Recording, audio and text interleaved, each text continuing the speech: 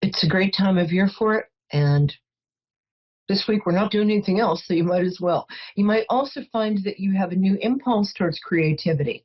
Also an impulse, in this case, towards goofy pants and red tights, but that's optional. Also, P.S., there's a fish in your cup. Okay. The next card, oh, that's interesting, is the Five of Wands. Now, this means it's not fighting. They're not fighting. They're not fighting with swords. Nothing's getting locked off.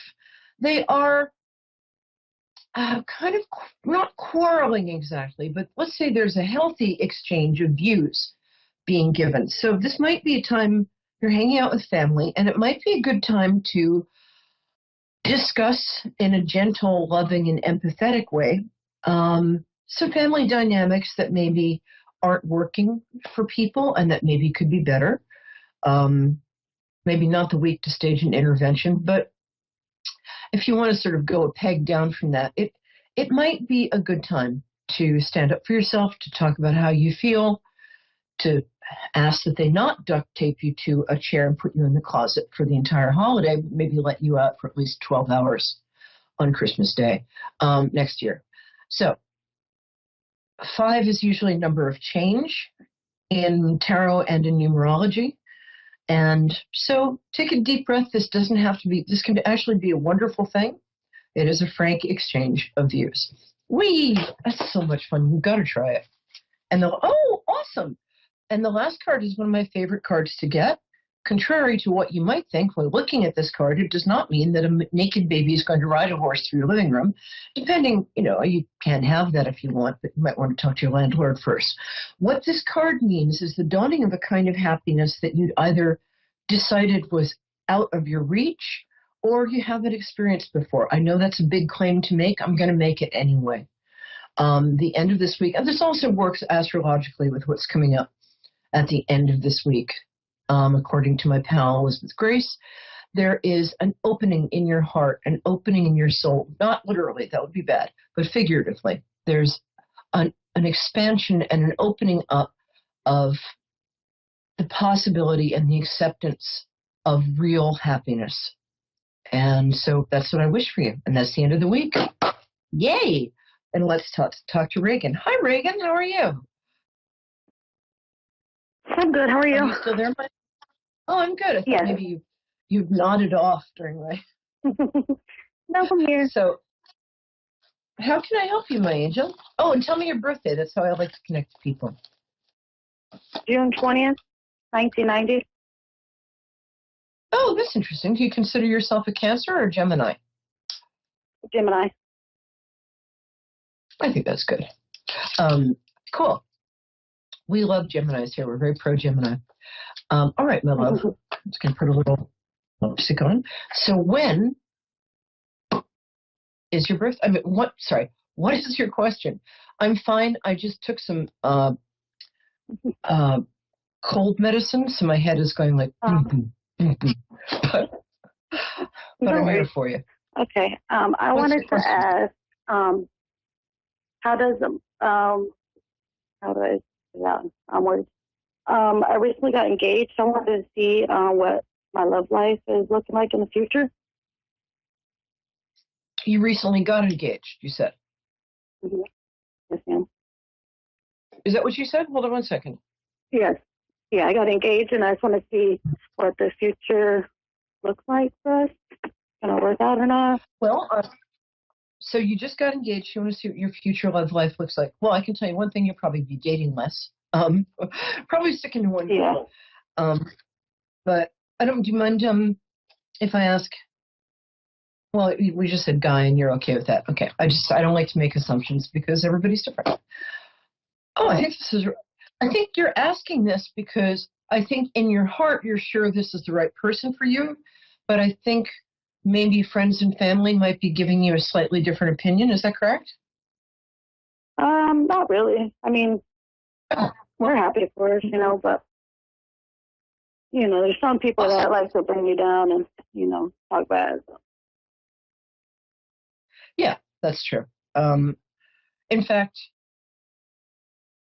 I always know how well I'm doing by how many people start criticizing me. I actually think this guy and you are a very good match. Let me just see what I get here. I'm going to grab some cards. Huh.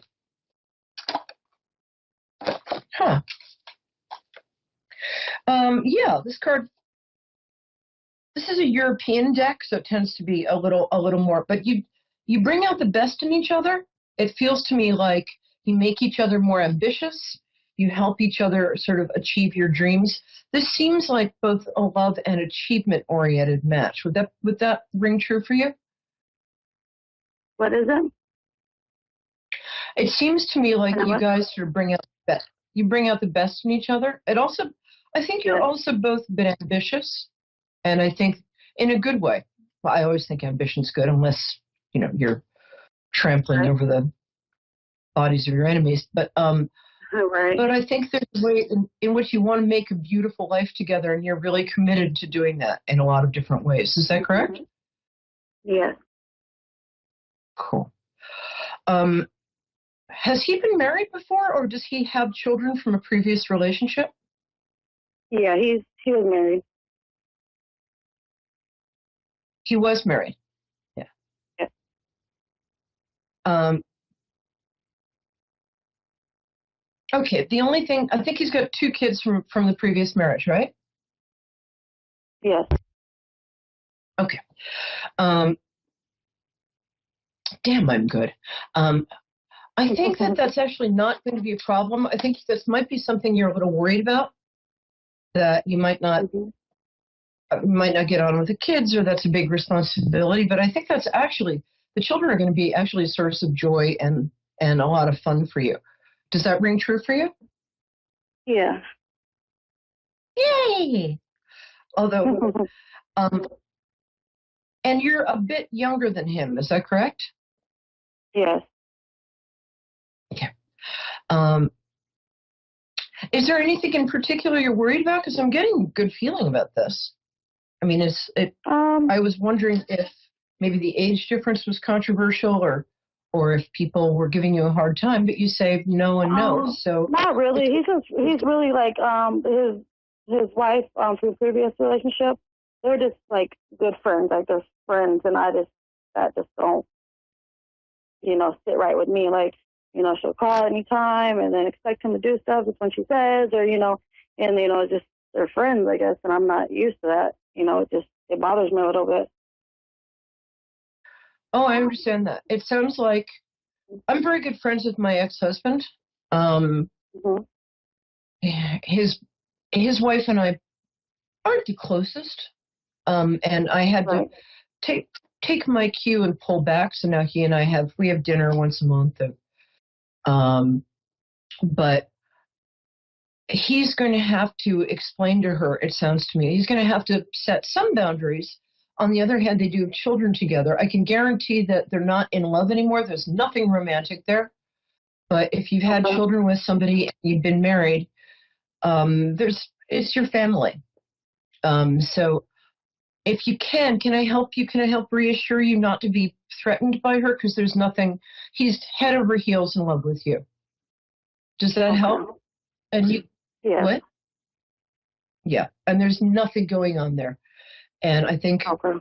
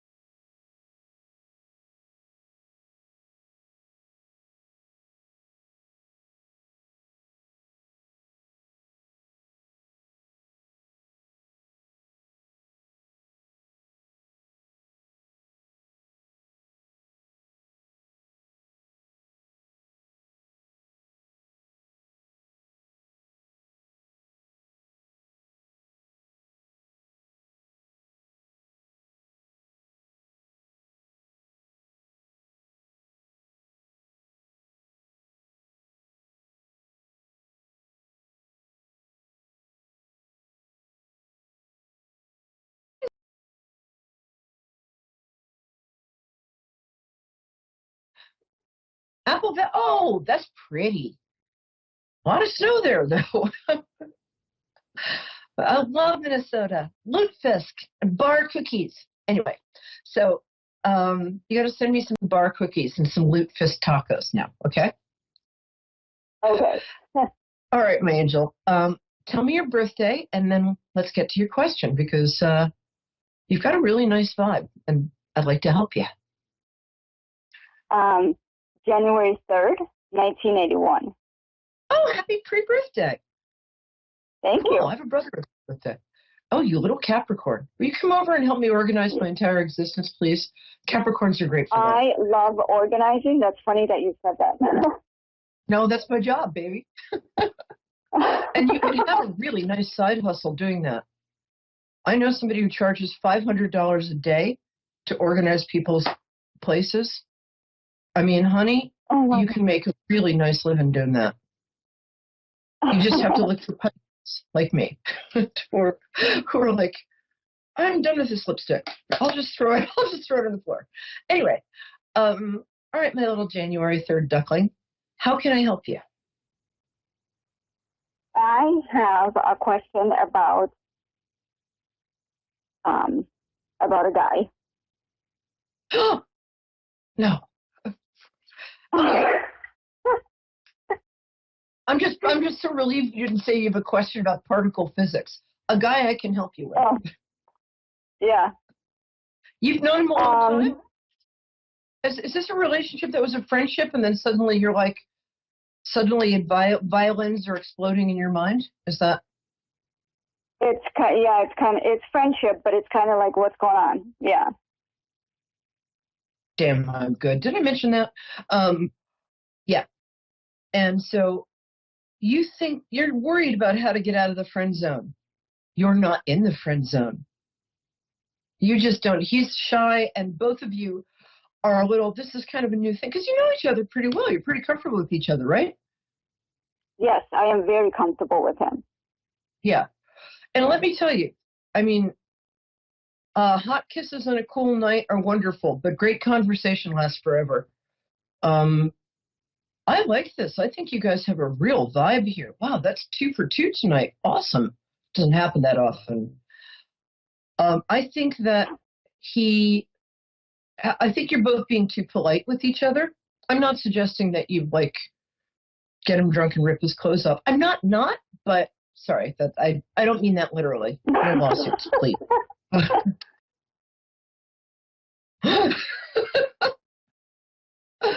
But you guys are being too polite with each other. There's a lot of sort of, after you, Alphonse. No, after you, Antoine. You're going to have to give him a hint that you're interested. Okay. And is he not? What's that? He confused? Is he confused? Oh, he's confused. Oh, men are all confused. We have to tell them what to do, the little darlings. Men are wonderful. I love men. But women make the mistake of thinking men know everything and have to call all the shots in a relationship. And essentially what happens is you chase a guy until he catches you. You just don't let him catch you doing it. I realize that might not be the most fashionable advice, but it's something that women don't know about their relationships with men or their relationships with women is that we always run the relationship. We tell ourselves otherwise. We always run the relationship. Just take a minute to let that sink in, because it's true. So he already likes you. I think you're also worried that he has a crush on somebody. Is there some sort of blonde bombshell in his workplace? Or it feels like there's somebody that you've sort of worked up a narrative about in your mind that actually is totally not true. Okay. Is there somebody that, or she doesn't have to be a blonde bombshell. She can be a bombshell of any persuasion. But he's not interested in anybody but you. And I'm not just saying that. He really likes you. Okay. It's just that men, and I'm going to make some wild overgeneralizations here because it's fun and also it's true. Men get confused about being really comfortable and really great friends with a woman. It's almost like we have to give them permission to also desire us. So okay. you can actually tell him, I know we're very comfortable together, and I know, we have great conversation, but here's a permission slip. And he's like, what's this? Said, you say, it's a permission slip. It gives you permission to desire me too. So it's not subtle, but yeah. Not a huge fan of subtle, actually. But yeah, and you can let him know in ways that make him think it's his idea. Also, okay. He really likes food. I know that's a strange thing to say, but is there some sort of food bond or some favorite food or some favorite restaurant you guys have? No, I don't think so. Mm-mm. He's got a favorite food. There's, you can invite him over for what? I said, oh, does he? Okay, okay. The other thing you can do here, because for this particular guy, and then I'll let you go in a minute, but for this particular guy, food and comfort in home is very important to him. Can you cook? Okay. Or can you microwave? Can I? Okay, yeah. Yeah. I thought so. You're a pretty good cook, right? I cook, yes. Yeah. Here's a really good old-fashioned trick. Have him over, cook him a freaking killer diller meal here's what men like. Men like steak, broccoli, potatoes, and chocolate cake. Trust me, I've tried cooking other things. They're digging into the fancy castrated chicken with vintage grapes, and they're thinking, where's the steak? Where's some mashed potatoes? So do that. Have him sit next to you on the couch, watch I don't know, Yellowstone or something.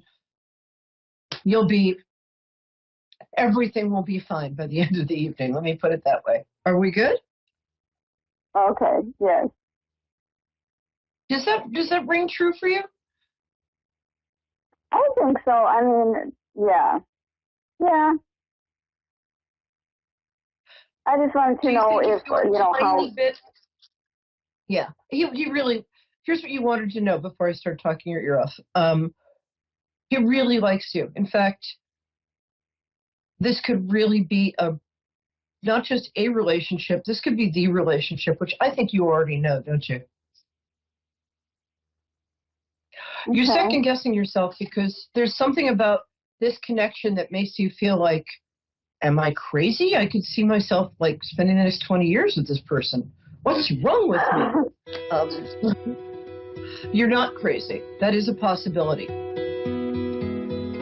And, okay. Yeah, it is. And if he doesn't like steak, I've got a killer fried chicken recipe that took me a year to perfect. Okay. Get in touch with me on Facebook and maybe I'll just post it to my page. If no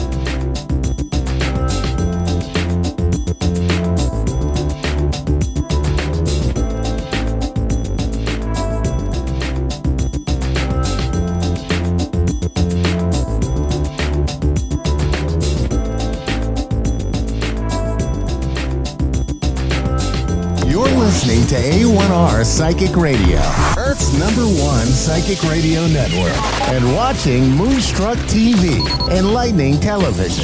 Welcome. Time for the Mini Medium with Stephanie Cowan. Live from tarotwithsteph.net. Connect direct. In North America, dial 888-454-2751. In London, 20-3519-2158. In Sydney, dial 02-8488-3147. Or online, contact us through our Facebook page, facebook.com/psychic radio. Or one of our websites, askoneradio.com or moonstruck.tv. This is the Mini Media on A1R, the Ask One Radio Network. All right. Hello, friends. Happy hump day. As usual, happy Wednesday. And I hope you all had a beautiful, holiday, your New Year's. I hope you all have kind of recouped if you had some crazy New Year's celebrations. I know for myself, I actually did a party. That's one thing that I love to do. I will set all my stuff up, and then this particular party, we did individual private readings, and it was so crazy. I had allotted for 8 people, and we ended up, after everybody found out what I was doing there, and I guess who I was, which I love when word spreads, that the sign-up sheet had about 19. So it was a crazy night. I was supposed to be out there by midnight, but I was there till 2:30 in the morning. But it was beautiful. We got lots of amazing connections, and gave some people some really, some enlightening and hope, I guess, if you will, for 2023. So and that's what I love that I do. So we'll see how this year goes. I don't know if I mentioned this, but 2023 within numerology, if you add up the 2, and the 3, it becomes the number 7. 7 in numerology really represents change. It represents finding your true self, connecting with your highest divine, really that sense of this year being a very personal transformation of change. So it's a great year. I feel like for many people this year is going to be one of those years of change, and I feel like change is one of those things that we it's how we react, right? It's how we react. So and how we respond to those changes too. So I feel like that. Sorry, I'm writing some things down that I'm getting already. So how we react to change, how we respond to the change is going to be key for our future and how we handle things that happen this year. So I cannot wait to see for myself. I have lots of fun things planned for not just for the Mini Medium show here with A1R Psychic Radio and Moonstruck TV, but also with my business, my Stephanie's Tarot readings. And I'm planning to actually put together a tour. So I will be starting to head to the East Coast, and I cannot wait when that comes to place. So once more of that comes in, I'll be happy to announce my tour dates, where I'll be, and just so many beautiful opportunities to share my gift even more. So exciting. Before I take my first caller, every Wednesday I've been pulling oracle cards. Well, as promised, I went and I connected with some beautiful affirmation cards, and these cards actually have beautiful butterflies on them. I can kind of show you here on video. So again, really being drawn to whatever number comes in that I've been drawn to, and I have been getting the number 13 a whole lot today. So I'm going to pull the number 13 card, and we'll see what our affirmation for, we'll say, every Wednesday. So affirmation for this week. So Oh, this is amazing. I love it. Every time I pull these cards, it seems to fit so beautifully. So, for everybody out there, everyone that is listening to the A1R Psychic Radio, whether you be on a podcast, listening wherever you listen to your favorite podcast, or if you are on Facebook, this is all for you. So, the affirmation for this week says, "Today, I dare to do something differently." I think that is so amazing, right? Here, I'll kind of show it here on the camera, and then we'll turn it around. Look at that beautiful monarchish butterfly. I'm sure it has a different name, but anyway, beautiful. So I always say do something every day that just scares you just a little bit, right? Do something different, step out of your comfort zone, and you'll start to see all of the beautiful changes that can come your way. All right. Well, I am ready for my first caller. And is it German? Is that correct? From Ontario? Yeah, I'm here. Just give me a second, please. Yes. Just give me a second. Okay, sure. I'm doing fine, yeah, but just give me a second. I'm trying to find a perfect spot for this. So hold on. 2 seconds. Okay. Okay.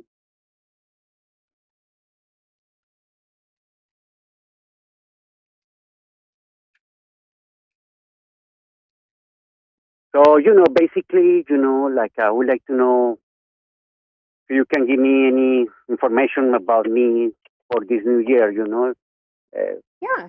Like it's been 3 to 4 tough years for me, since 2019, COVID. And, Right. luck, sometimes I think luck doesn't like me, and love and, fortune, I don't know if you can give me, Sure. something, yeah. No, yeah, absolutely.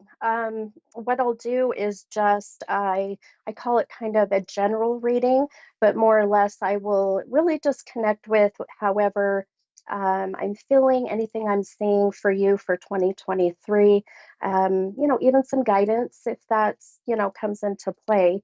Um, when I start to connect with somebody and I just listen to my intuition or my psyche or really anything of that sort, um, the first thing that I was really getting for you. Now, do you pronounce your name? Is it German or is it pronounced differently? In Spanish it's German, but German in Oh English. yeah. Okay, so Herman. Okay. Oh, I love that.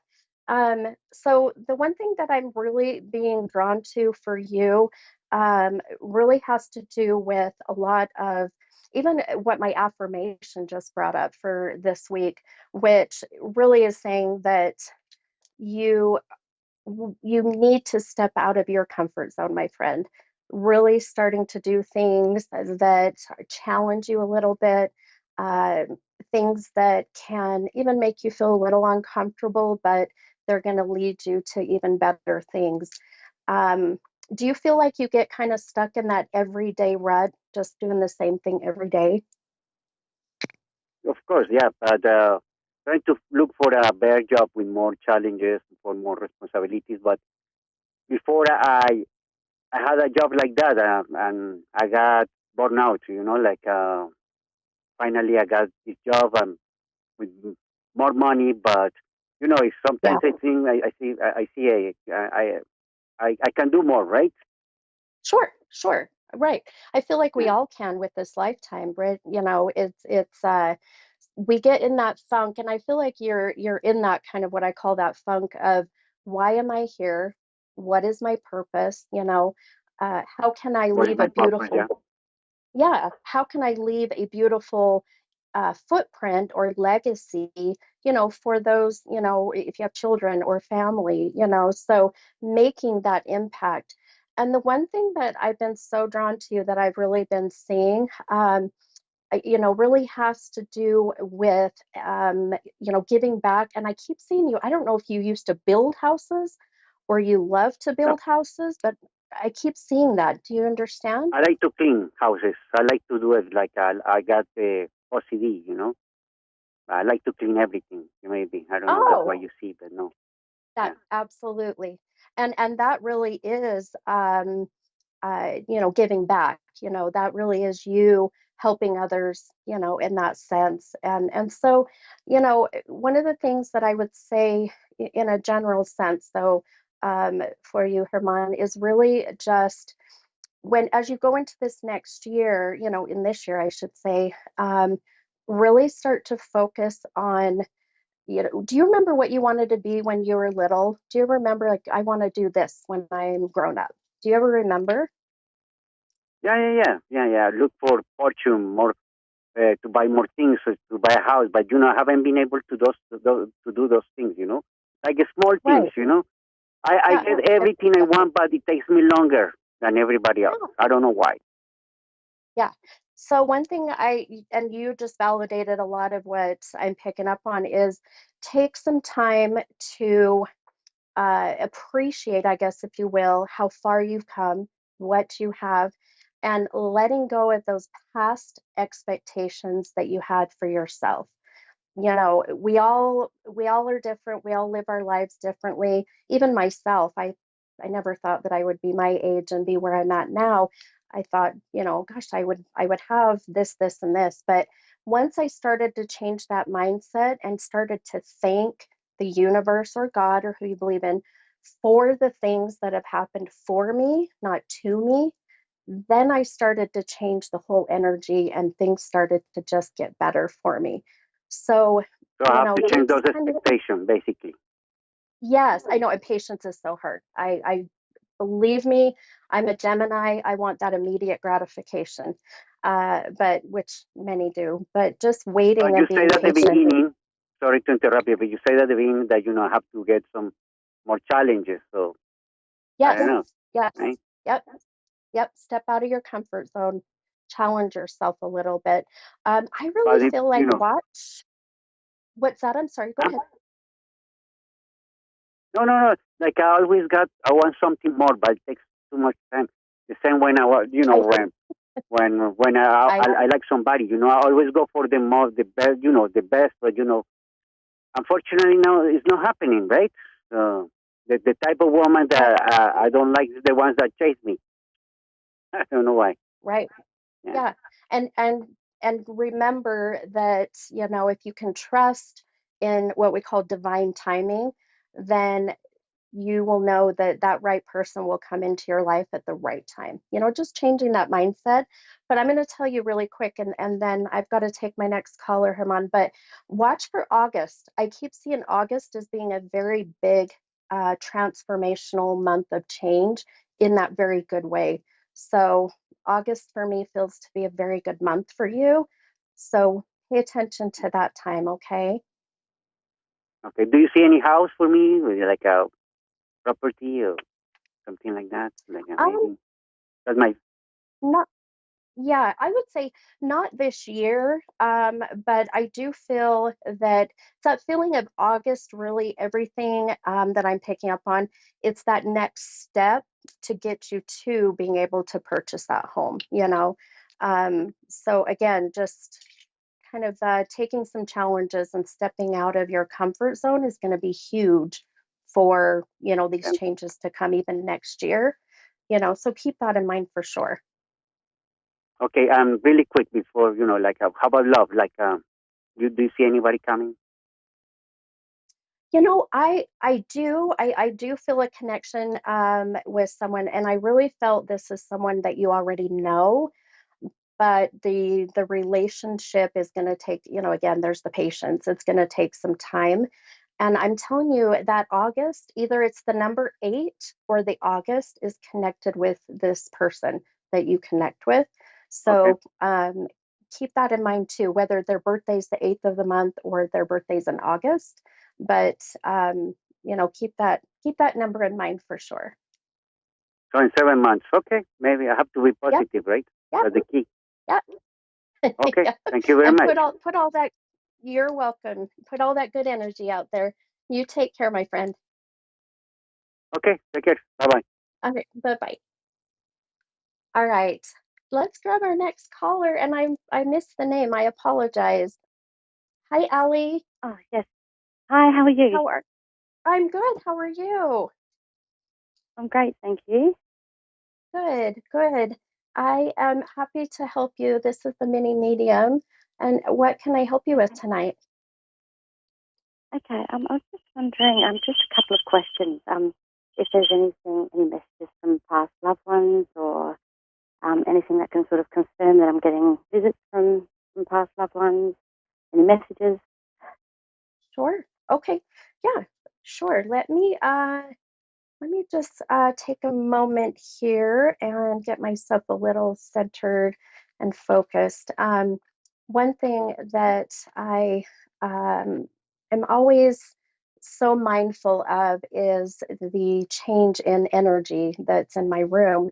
And the energy of my last caller was just very excited and just very upbeat. And then the energy just after I got off, it changed to a sense of calmness. It was really interesting. I thought I'd throw that out there for you. Okay. The other thing I felt was I call it the energy, not quite the soul yet, but the energy that's very maternal. So this would be mom, or this would be a grandmother, um, a mother, or even like a mother to you. So I want you to keep that in mind. Yep. And then the other is, do you connect with the number 13, either with yourself or with a loved one on the other side? No, I can't think. Okay, okay. I No. always think I keep seeing the number 13, and I always listen to, the visions and what I get. And so 13, I feel, and I really, yeah, I'm really drawn to this being for you, Allie. So 13 can really be the 13th of the month. Um, this could be 2013. Uh, Okay. Occasionally, it will be like January 3rd, the 1 and the 3. So Right. Yeah. I always tell my clients, just keep it in mind and it'll connect. It'll definitely Yeah. connect. Um, and is mom in spirit? Has mom passed?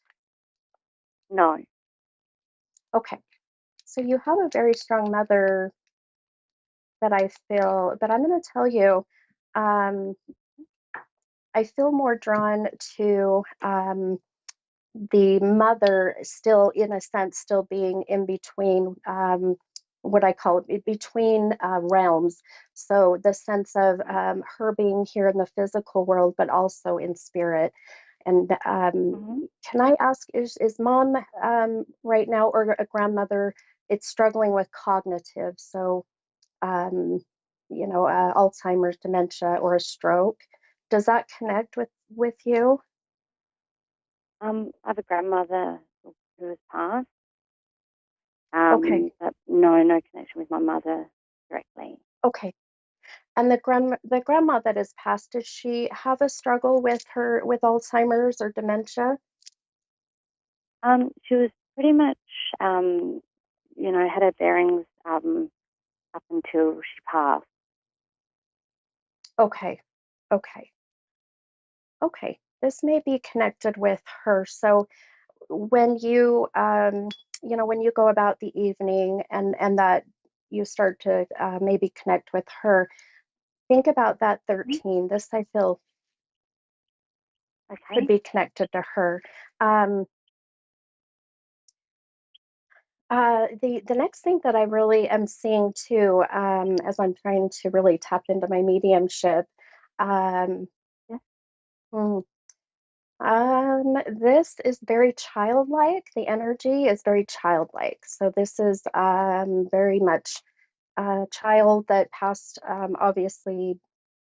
Even I feel like they didn't even get much time here in the physical world. Uh, this would be Okay.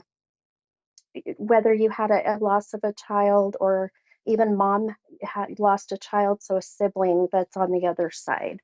Um, uh, then they keep showing me the number 7. I keep seeing July, or the month, or the number 7, the 7th of the month. Okay. Do you connect with that? Not directly, I don't think. Okay, okay. That's okay. There's a connection with that. Um, hmm, yeah, this would be, so if I said 7 years ago, that would put us about 2015. I cannot get past that time period either. If I take you back to about 2016, 2015, do you recall around that time what may have happened that feels heavy? No, Okay, no. I've had a few passings, but nothing around that time. okay, okay. Um, does the child energy make sense? The child, the soul that I feel here, does that make sense with you? Because they are not going away. Okay, not from myself, but there was a passing of a young child in my family. Okay, okay, okay. Does it say roughly how old, or the reasons behind passing? Yes, I do. Yeah, I'm glad that you asked. And I'll tell you, I pulled a couple cards for you, and I Okay. literally just pulled two cards with the number 7. So our spirit Right. guides Wow. must be saying that that's connected to this younger soul. Okay. So keep that in mind as well. I really feel that the loss was very tragic. I feel a sense, I'm a little nauseous. That it feels to Yep. me to be very much that way. And then I keep getting 17. I keep getting older teen. There's some reason with, or the number 17 as well. And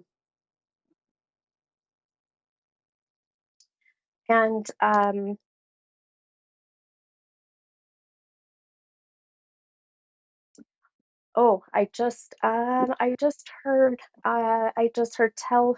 tell her that there was no pain. I just heard no pain. There was no pain. Okay. There was a Okay. worry of, do you understand that? Was this directed to the child? Yes, yes, I'm sorry. Yes. Yeah. Okay. Okay. Yes. Yep. Okay. Okay, okay. Um, That's good to know. yeah, and I feel very male driven with this soul. Was this a younger male? Mhm. It Okay, was, yes. yeah, okay. Um, do you connect with like I keep getting two syllable P like Peter, P like Paul. Is this alive or past? Either. I'm sorry, either. My intuition Okay. keeps Yes. connecting with. Okay, how do you connect with that name? So that's my stepfather's name, Okay, and my okay. grandfather who was passed. He was passed. Perfect. Okay, perfect. Your Yep. grandfather very much I feel is here. It was that sense of very hearing his name very specifically, but also felt a Yes. sense of someone with that name being here in the physical world. So that makes sense now even more. Um, and Paul was your grandfather, is that correct?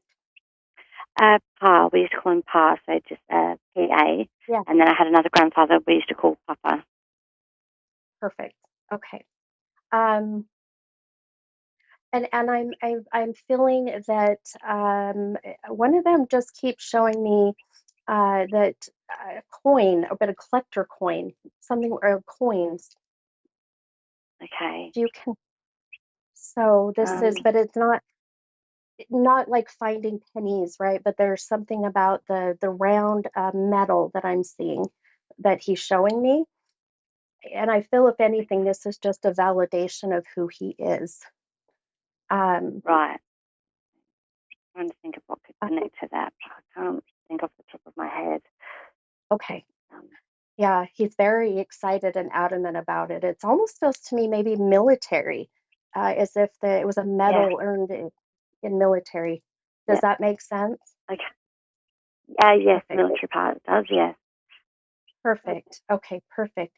Um,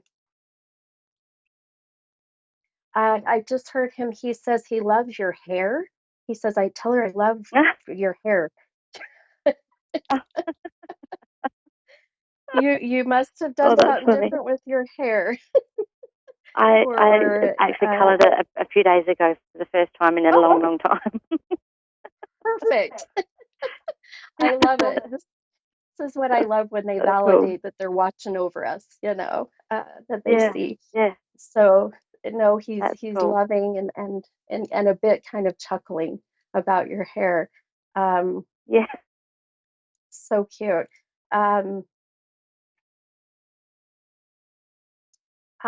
He also he says that you must have been having some signs of he's messing with your lights. He says there's stuff with your lights. Your phone kind of going a little wonky, but he is a bit of a jokester. So he's showing me that he's been kind of messing with your stuff. So I always say when that happens, just thank them and say, thank you, Papa. I feel you. And they just want to feel validated. I'm very open to all of that sort of thing. So always sort of looking around and taking note of things. So I love it.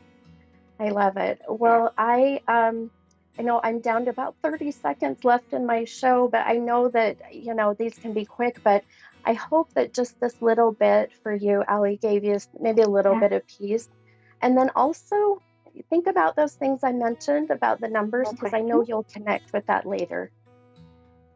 Yeah. Can I ask 2 more questions? Is that okay? I've got like 10 seconds left. Anything 15 seconds. Oh, anything from a father figure? I felt more than anything that what I'm getting today has been more of your grandfather. But let me tell you this, if you can get on and you can email me at tarotwithsteph@gmail.com, send me a message. I'm happy to give you some more of what I was picking up on as well. Does that work? Yes.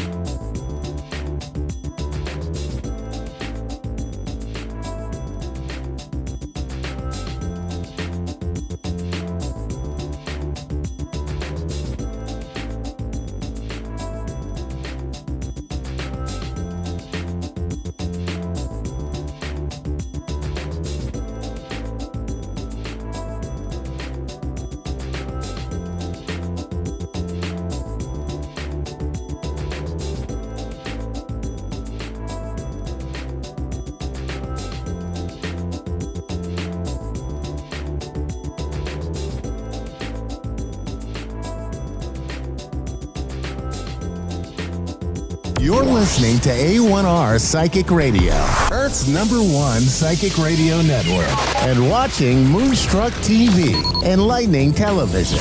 Welcome. Time for Psychic Paths with Suzanne Marie.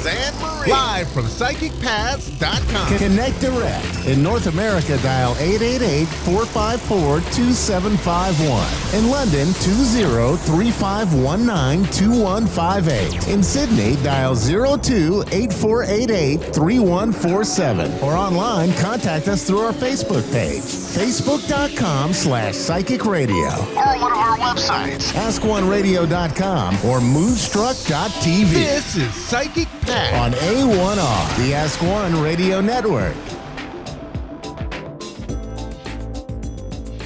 Hello, everyone. Welcome to A1R Psychic Radio, and welcome to my little corner here. I am Suzanne Marie, and I'm with Psychic Past. The name's right there, and I welcome you. So I'm here to do a reading, and I hope we get a really great caller, and I hope it goes really well. I am a clairvoyant and a medium, and so if you feel like you would like to call in and ask a question, please do. Happy New Year. 2023 is here, and I am so excited. It's going to be really, really good. Um, really, really good in a sense that I think that a lot of us will be doing the work we need to be letting go of things that no longer benefit us. So, yeah, um, this is a wonderful, wonderful start. And I hope that everyone is doing well. And I'm in Minnesota, so I hope everyone is warm and feeling loved and safe. So, with that being said, I wanted to discuss um, some things like change, change. Um, oh, we have Diane from Columbus, Georgia. Hello. Hello. How are you tonight? I'm doing fantastic. How about yourself? Good, good, good. I'm trying to stay warm. Very good. I wish I was in Georgia. Or is the weather bad down there too? We got a Because we're lot of being, rain today and yesterday, but it is in the yeah. 70s. I'm so glad that at least it's warm for you. Stay safe. What can I help Thank with you. tonight? I would like to find out what's going on with my future, my relationship, my life. I would like to know I what have a what I'm supposed to be doing. okay, let me see what Spirit said. But also if you want to take a chance to email me, I do have a way of finding out that specific question. If you email Okay. me, I can go ahead and look into your North Node and see what's going on. Um, but I only got 15 minutes, so what should we start with? Okay. My relationship. Okay, hang on a second.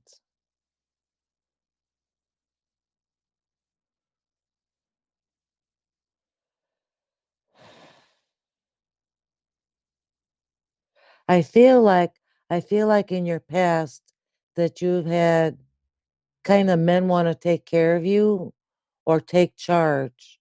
Does that resonate? That Um. they think you're palatable.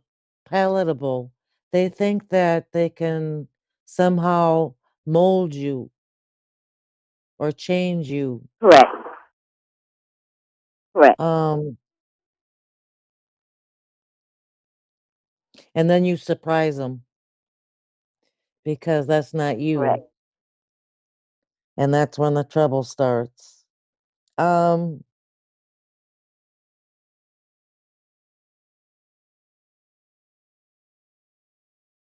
I feel like I feel like that there's going to be a change in a relationship.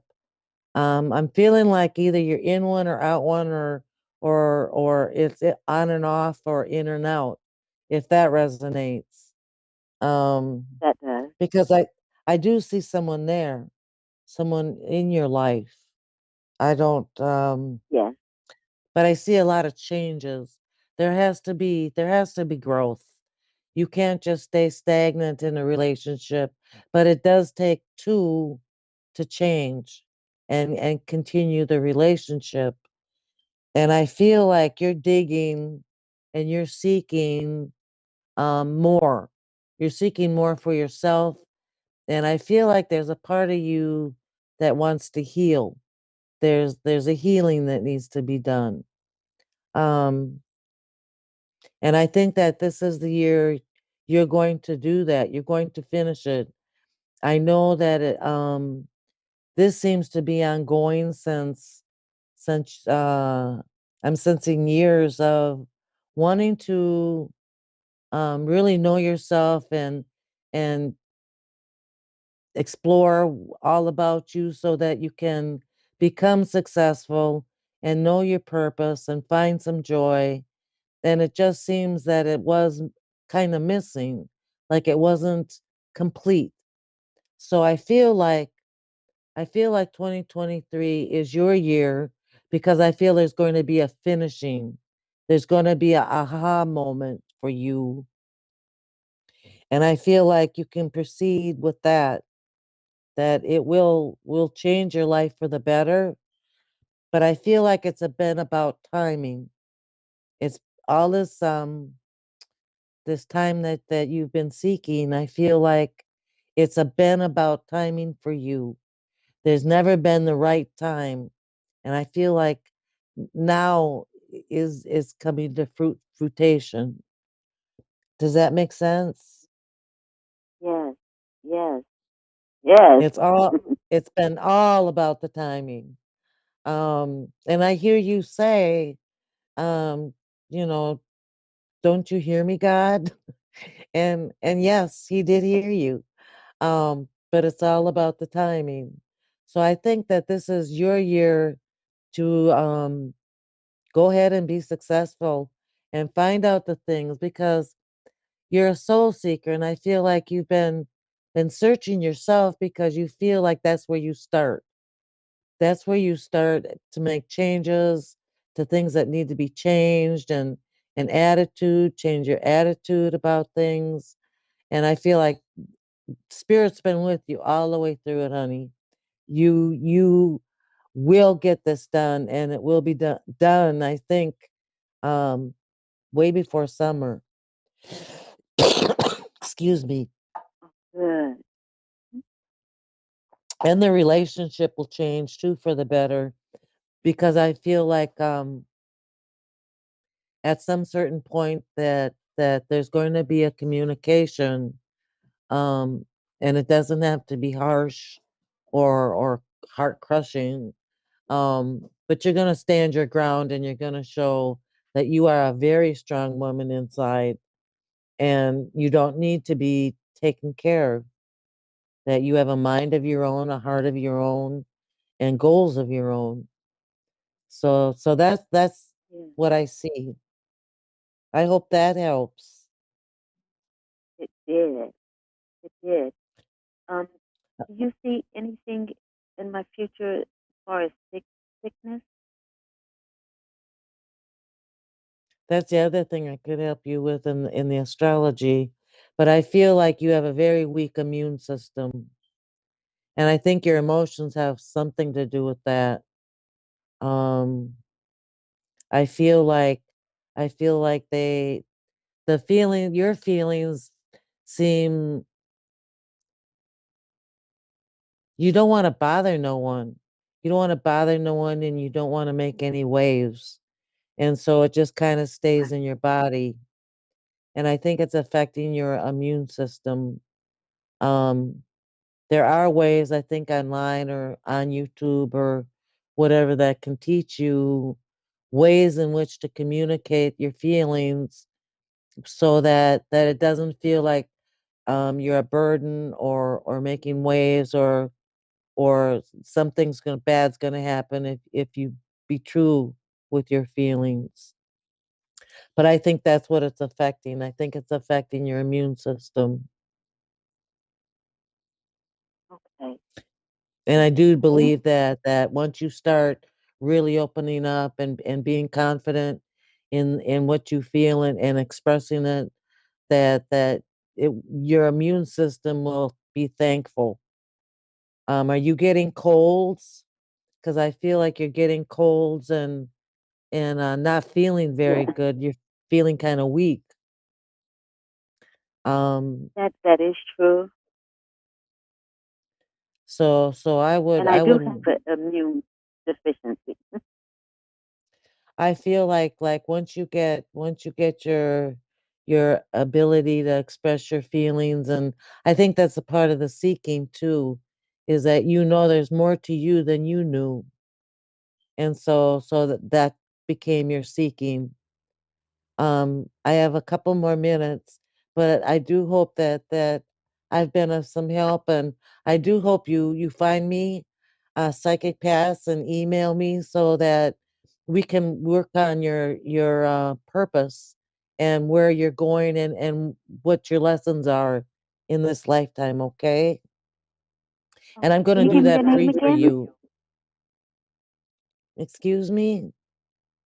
Can you give me your name again to find you? It's Suzanne Marie. Okay. All right. Okay. All right, honey. Well, you have a good night Thank you. and hope to hear from you. Okay. Thank you and bless you. Bless you too. Bye-bye. Thank you everyone for listening and for calling in and joining A1R Psychic Radio tonight. You have a great week, and I will be back here again next week. Bye-bye.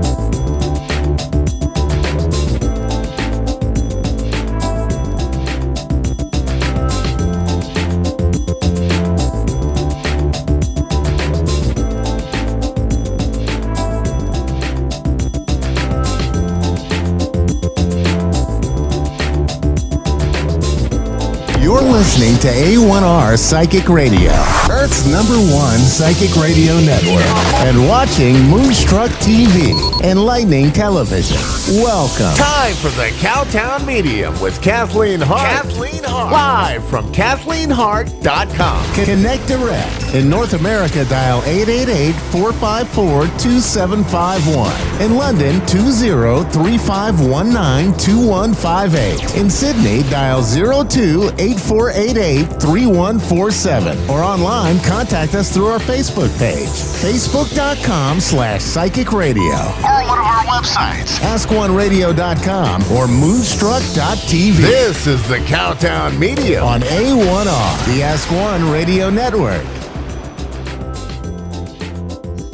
Hello, I'm Kathleen Hart, and I'm so glad you could join me tonight. I want to wish everybody a happy new year. 2023 in numerology turns out to be a 7-year. I want to talk to you a little bit about that. 7 is a very spiritual number.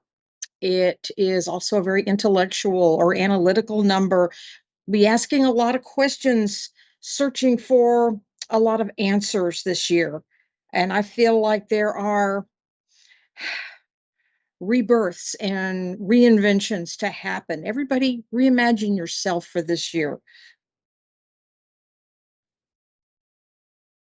In the tarot, the 7 is the Chariot. Major arcana. It is a warrior returning from battle triumphantly. He's on the hero's journey. He's got a long quest ahead of him. He's putting the storms of war behind him. And he's moving from the darkness into the light. He's now a seeker of the truth, and he's looking for spiritual growth, to make new discoveries and to branch out in his life and start a brand new journey. I think this speaks to all of us this year. We've come through a lot with the pandemic, all sorts of craziness in the world. We're ready to move on. We're ready for something more positive. We're ready for growth, and we're asking a lot of questions. What comes next? This is a good year for the seekers. This is a good year to take some classes, learn new things, learn more about yourself, and explore your options. That's the phrase I'm hearing tonight. Explore your options. Think about things maybe you've never seriously considered before. Give them a second thought. Do they resonate with you more this year than they have in the past?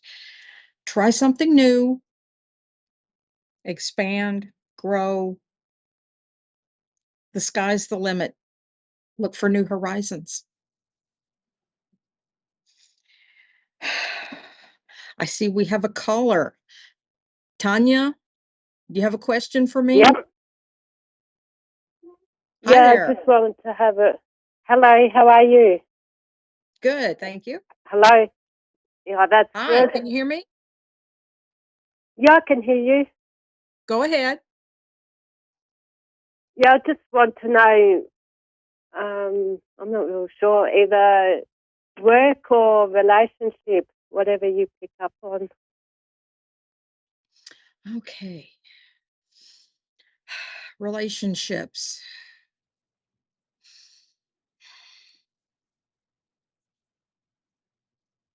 Feel like there's something going on with family relationships, that there's going to be some healing going on there. It may be slow at first, but definitely worth putting time and energy into. Does this make sense? Yeah, it does. So spend more time with the loved ones. Show them how much you care, because nobody cares how much you know until they know how much you care. So show them Yeah. that. Yeah. I also feel like you may be looking for a new relationship. Yeah, that's correct.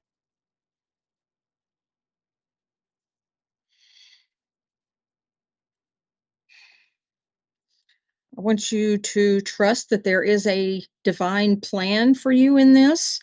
It may not seem obvious at first, but better things are in store. Be open to some new possibilities, and maybe looking in places you never thought to look before. Does that make sense? The same men, same type of personality men, and they've all been no good. very abusive and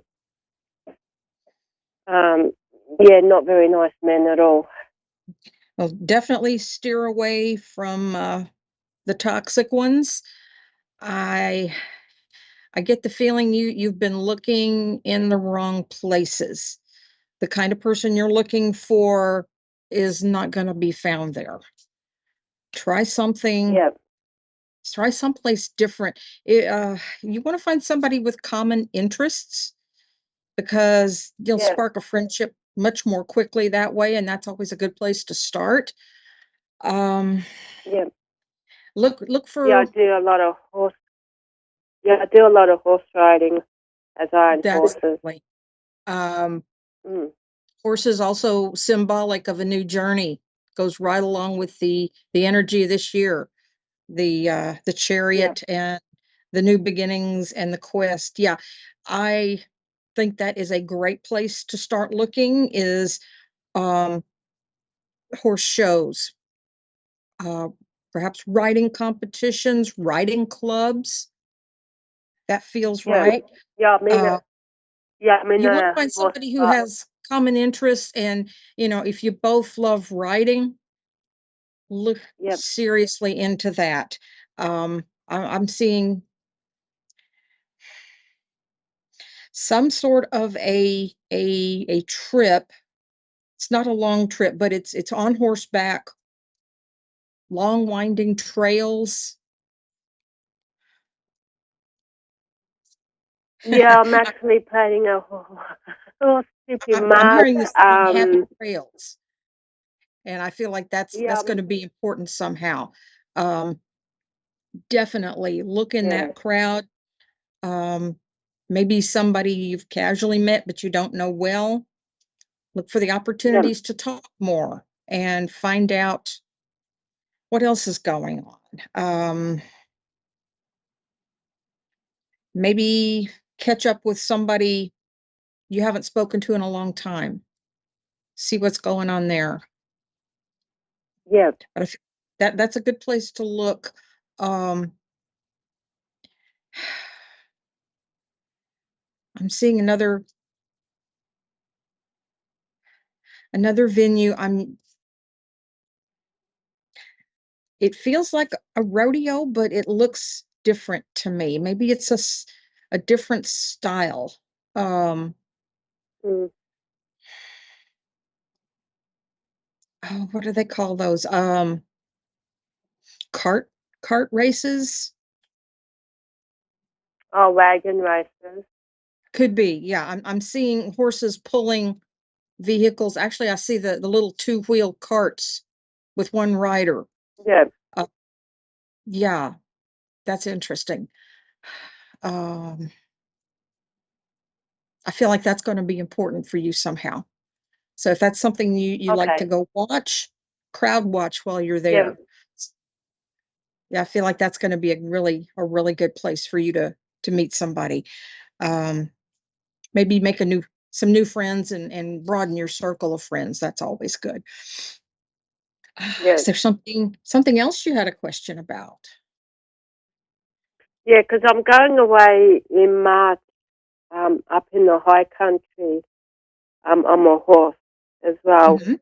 And yeah, when you said windy track, yeah, it is like windy roads up there, or tracks, I should say, and river crossings. Yeah, because I've just trained a wild Brumby, and yeah, I'm taking him up there. So I'm looking forward to that. Oh, that sounds like that'll be a lot of fun. Yeah, yeah, it's my dream. Taking him up to Craig's Heart, which is a movie from the Man from Snowy River. I think so. Yeah, that feels right. Mm, Definitely put a little thought into that trip and what you're going to wear, and just be prepared. Be prepared for something new and different. I'm not sure what it is yeah, yet, but I just got a really good feeling about that. Anything else you're because curious about? my dad and his house. Your dad.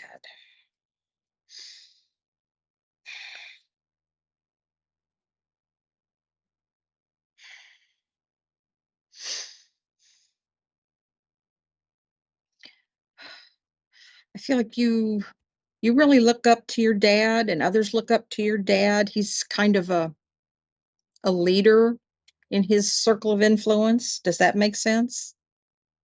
Yeah, it does. Okay. Um,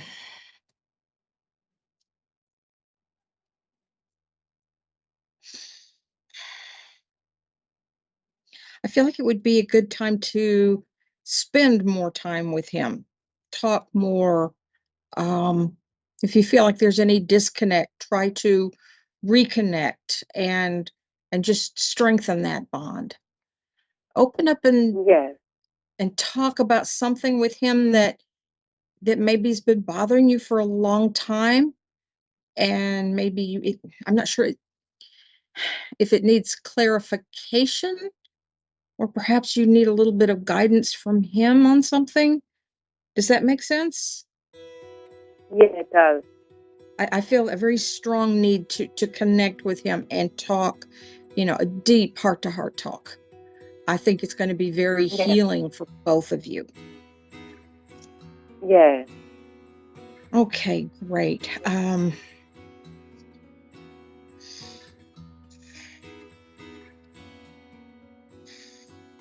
I just feel like this is going to be a beautiful year for you, eye-opening, new relationships, strengthening old ones, healing some family wounds. And I feel really, really good about it. And I wish you all the best. I think it's going to be terrific. Thank you. Take care. Thank you. Thank you. Thank you you for too. calling. Good night. For everybody else, keep the faith. This year's going to be better. Hang in there. Think positive. And expect a better tomorrow. It's out there. Thank you again. Good.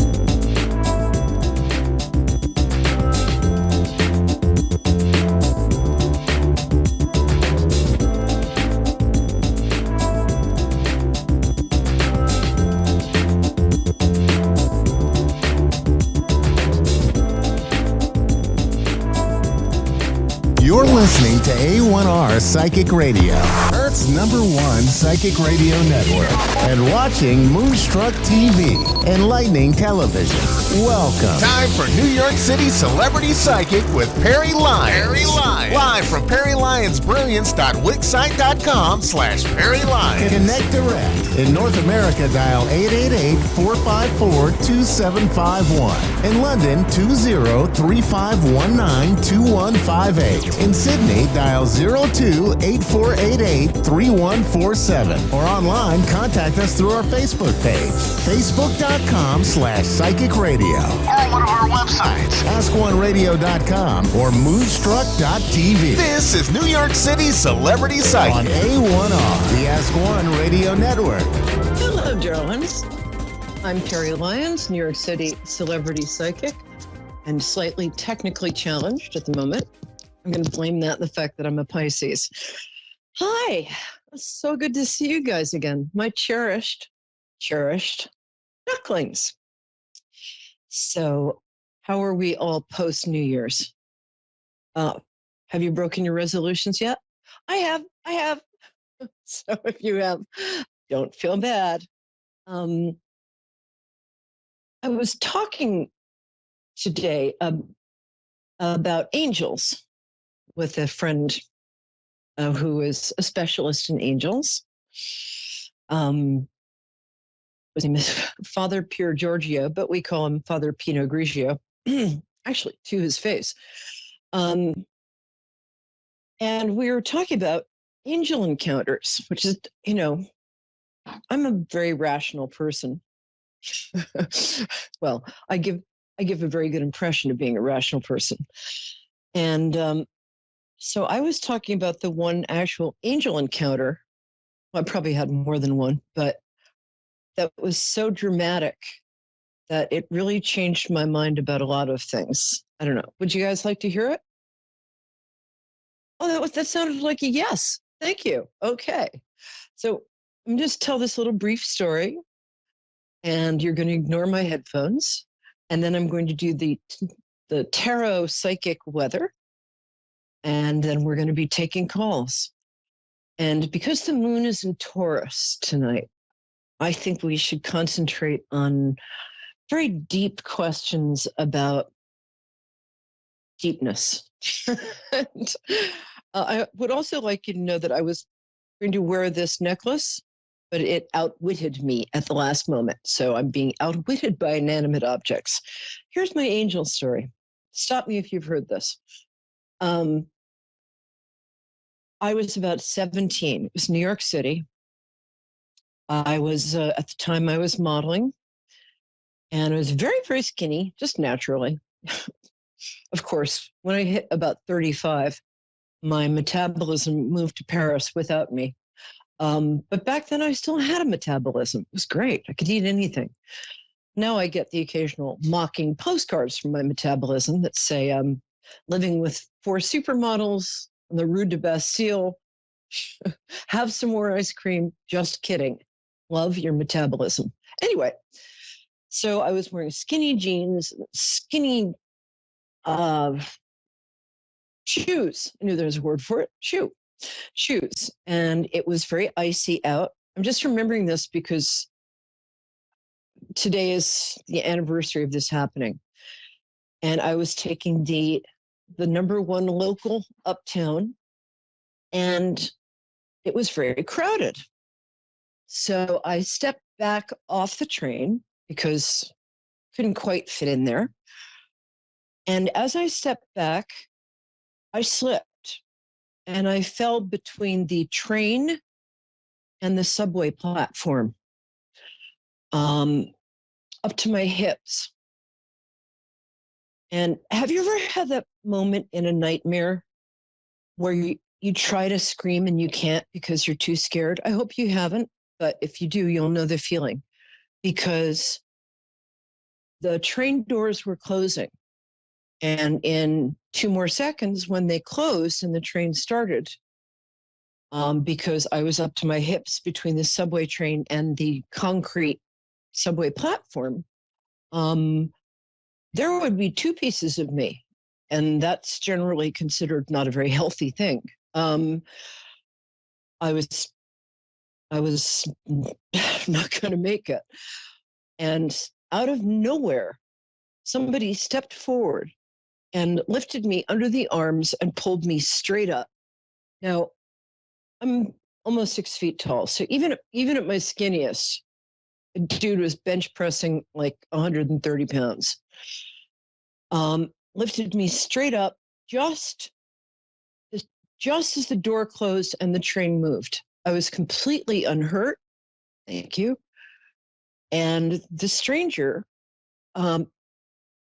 stayed with me and walked me to a bench. And it was only after I started to kind of, get out of shock that I noticed that he was not wearing a coat. He was very beautiful in the way that men can be beautiful. He was wearing a very pure white shirt and very pure white pants. And he walked me to a bench and sat with me and was very kind and also very appropriate. I'll explain that in a minute. And he said, "Are you okay?" And I said, "Yeah, I'm shaken up. I don't understand why I'm not dead." And he said, "It's not your time." He really said that.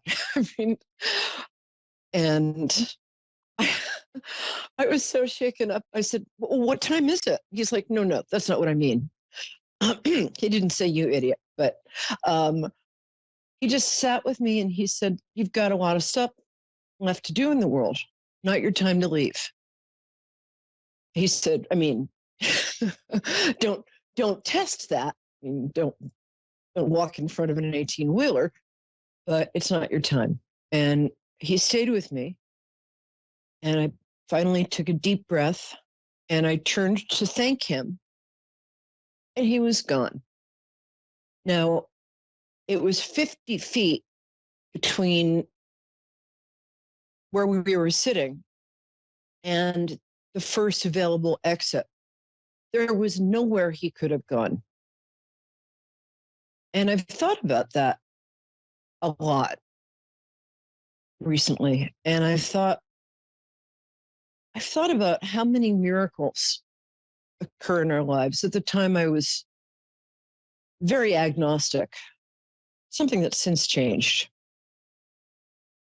And with my friends and my clients lately, I've been asking people to just carry around a little notebook, and just when you see or hear or feel or experience something that feels like, a little tiny miracle, an amazing coincidence that kind of shouldn't be possible but happened, or in my case, my fiance's recent miraculous sudden remission from stage 4 cancer. And I was just thinking it might be a nice New Year's resolution, one you don't have to break, because once you start, it's so much fun to do, to just keep a little notebook and just notice the little tiny miracles. I've been doing it for a while now. And as you keep going, your definition of what a miracle is starts to change. Just the beauty of the first crocus in spring, and you look into that flower and you notice how perfectly it's constructed. It doesn't have to be. Flowers, I don't think flowers actually have to be like purple and with beautiful designs in them.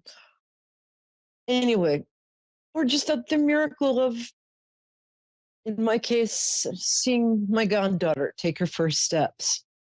Anyway, I'm being a little soppy here, but it's a really nice thing to do, and I think you'll enjoy it. Okay. Is there a problem here? My producer is making a sad face. Okay. Oh, I'm so sorry, Jacqueline in Canada. Forgive me. Are you still there, my love? Or I bet you're from Ontario, because everybody I adore is from Ontario. Are you still there? I'm here. Oh, bless you, my dear. Well, that's a miracle. I'll write that one down. Hi. It's so nice to meet you. Hi. Hi. So here's how I like to connect to people. I like to ask what their birthday is. Somehow that just establishes a connection. So when is your birthday? Okay, great. It's May 9th, 1982. Oh, that's a very good birthday. We love Tauruses around here. 1982. So your year of the well, I'll come back to the Chinese year of the. Wait a minute, it'll come to me. I'll come back to that in a second. Anyway, my darling, let me see. It feels like your question. It feels like you have kind of two questions. One is about romance, and one is about career direction. So, which one would you like to go with? Or you could make up your own. Career direction. Yeah. Good. I'm glad you chose that one. All right, hold on. I think you're being a little hard on yourself right now, because I think you feel you're underachieving. You're not. But that feeling you're getting is because you're really talented. And you're talented at a couple of things.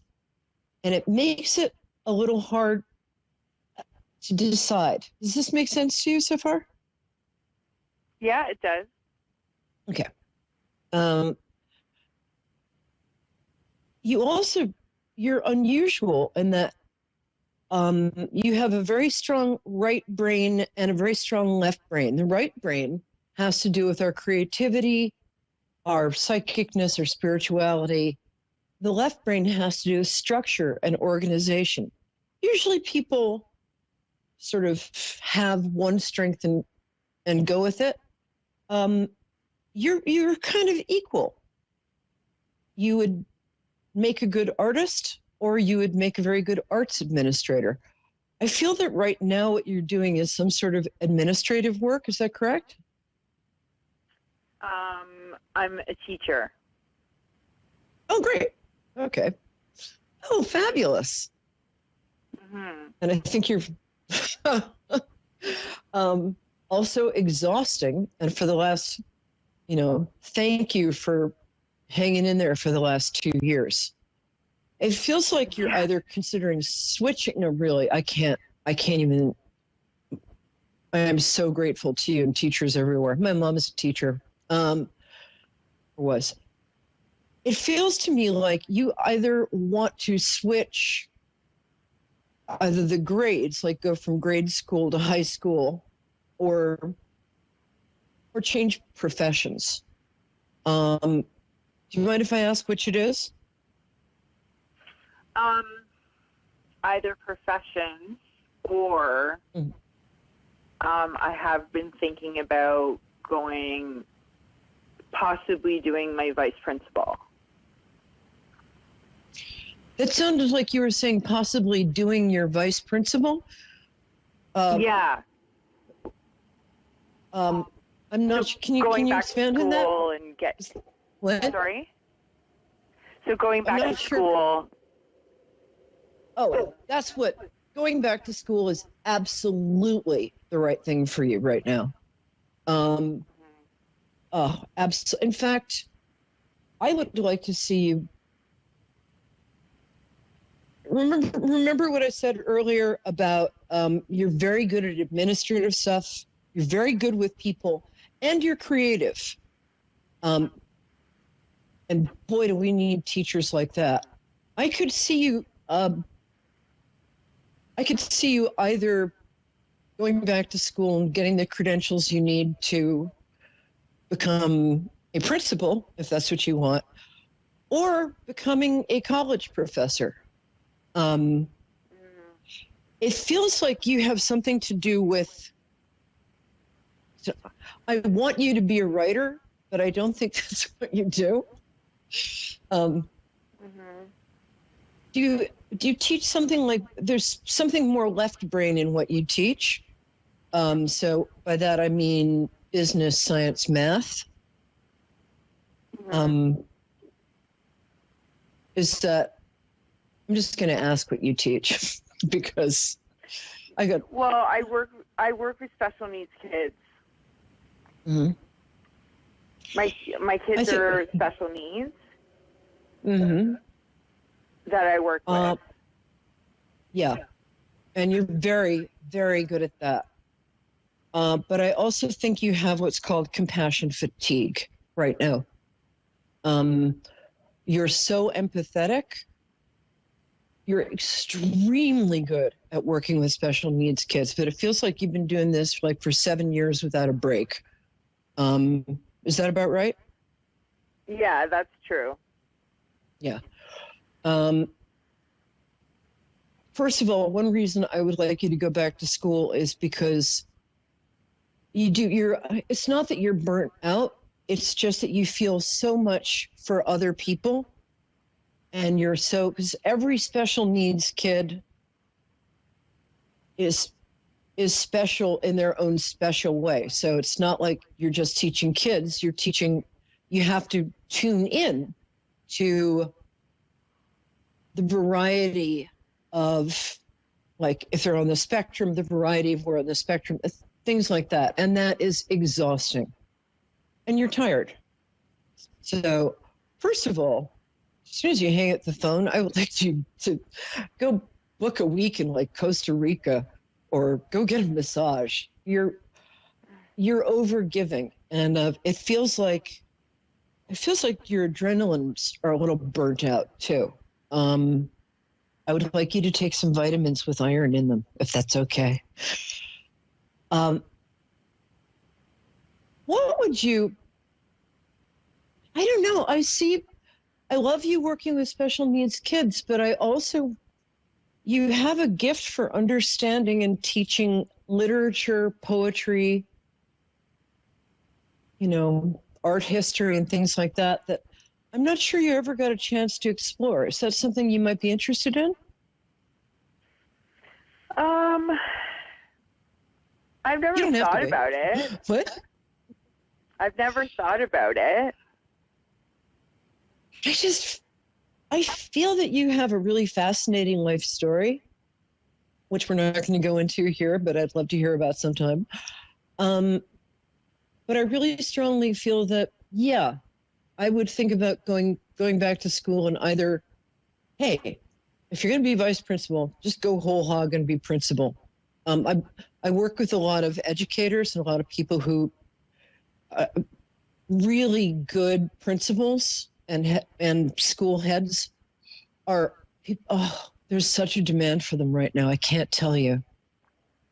But most of all, what I'd love you to do is if you can possibly arrange this, just take like 3 days off. You work extremely hard. It feels like you have, you probably have PTSD from the last 2 years. Can you promise me that you'll do, I'm serious.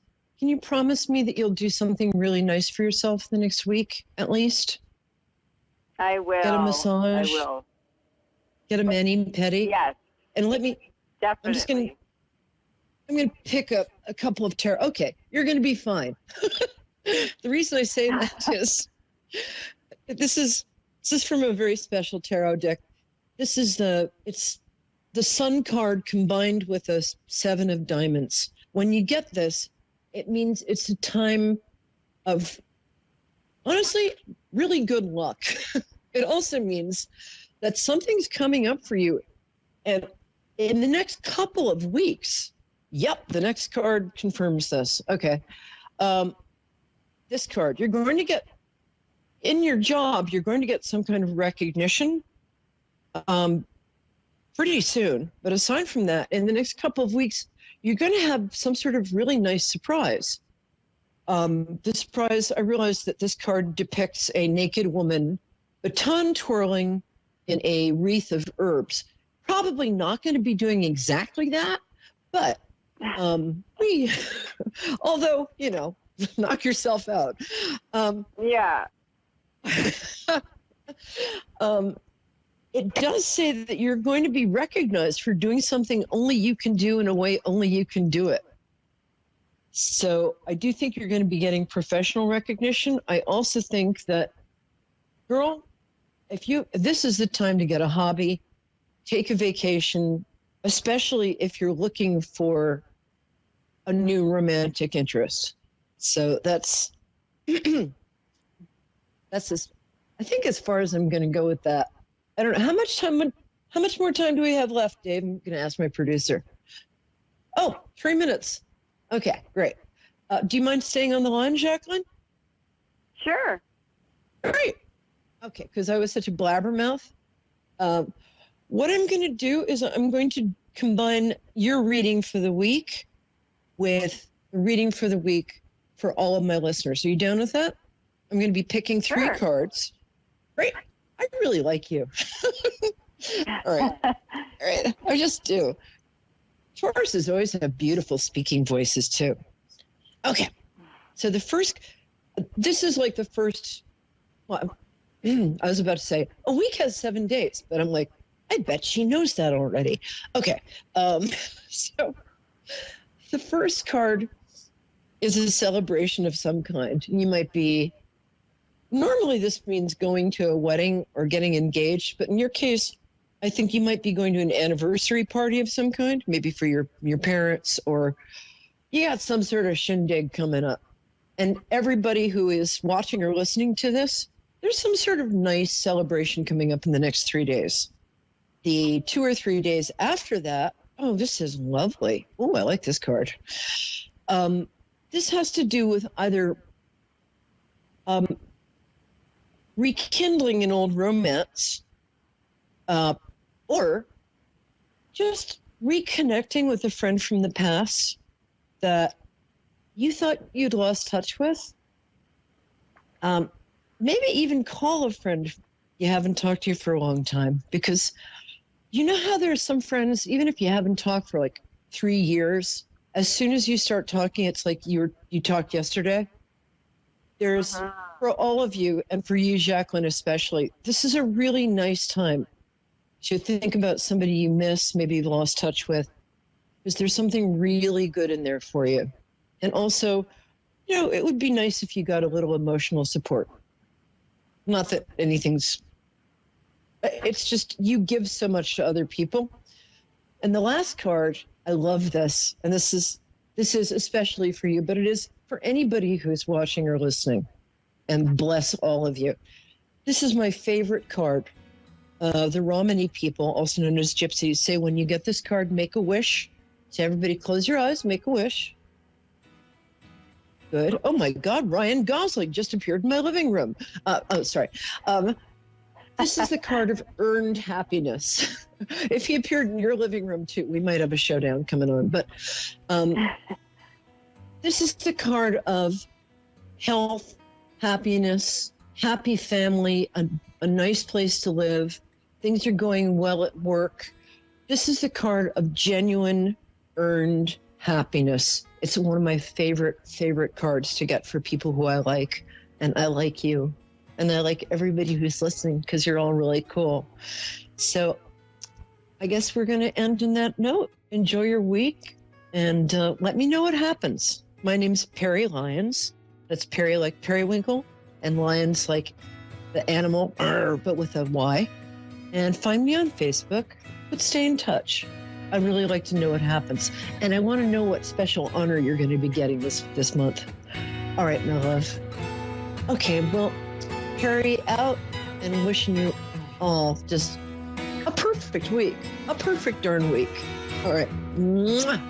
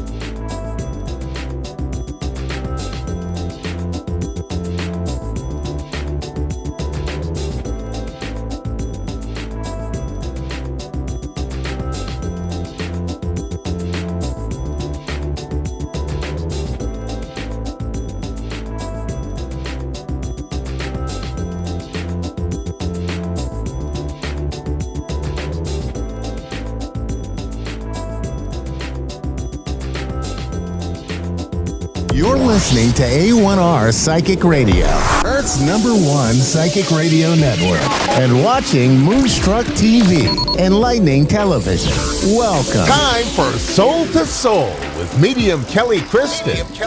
Live from MediumKellyKristen.com. Connect direct. In North America, dial 888-454-2751. In London, 20-3519-2158. In Sydney, dial 02-8488-3147. Or online, contact us through our Facebook page, facebook.com/psychic radio. Or one of our websites, AskOneRadio.com or Moonstruck.tv. This is Soul to Soul on A1R, the Ask One Radio Network.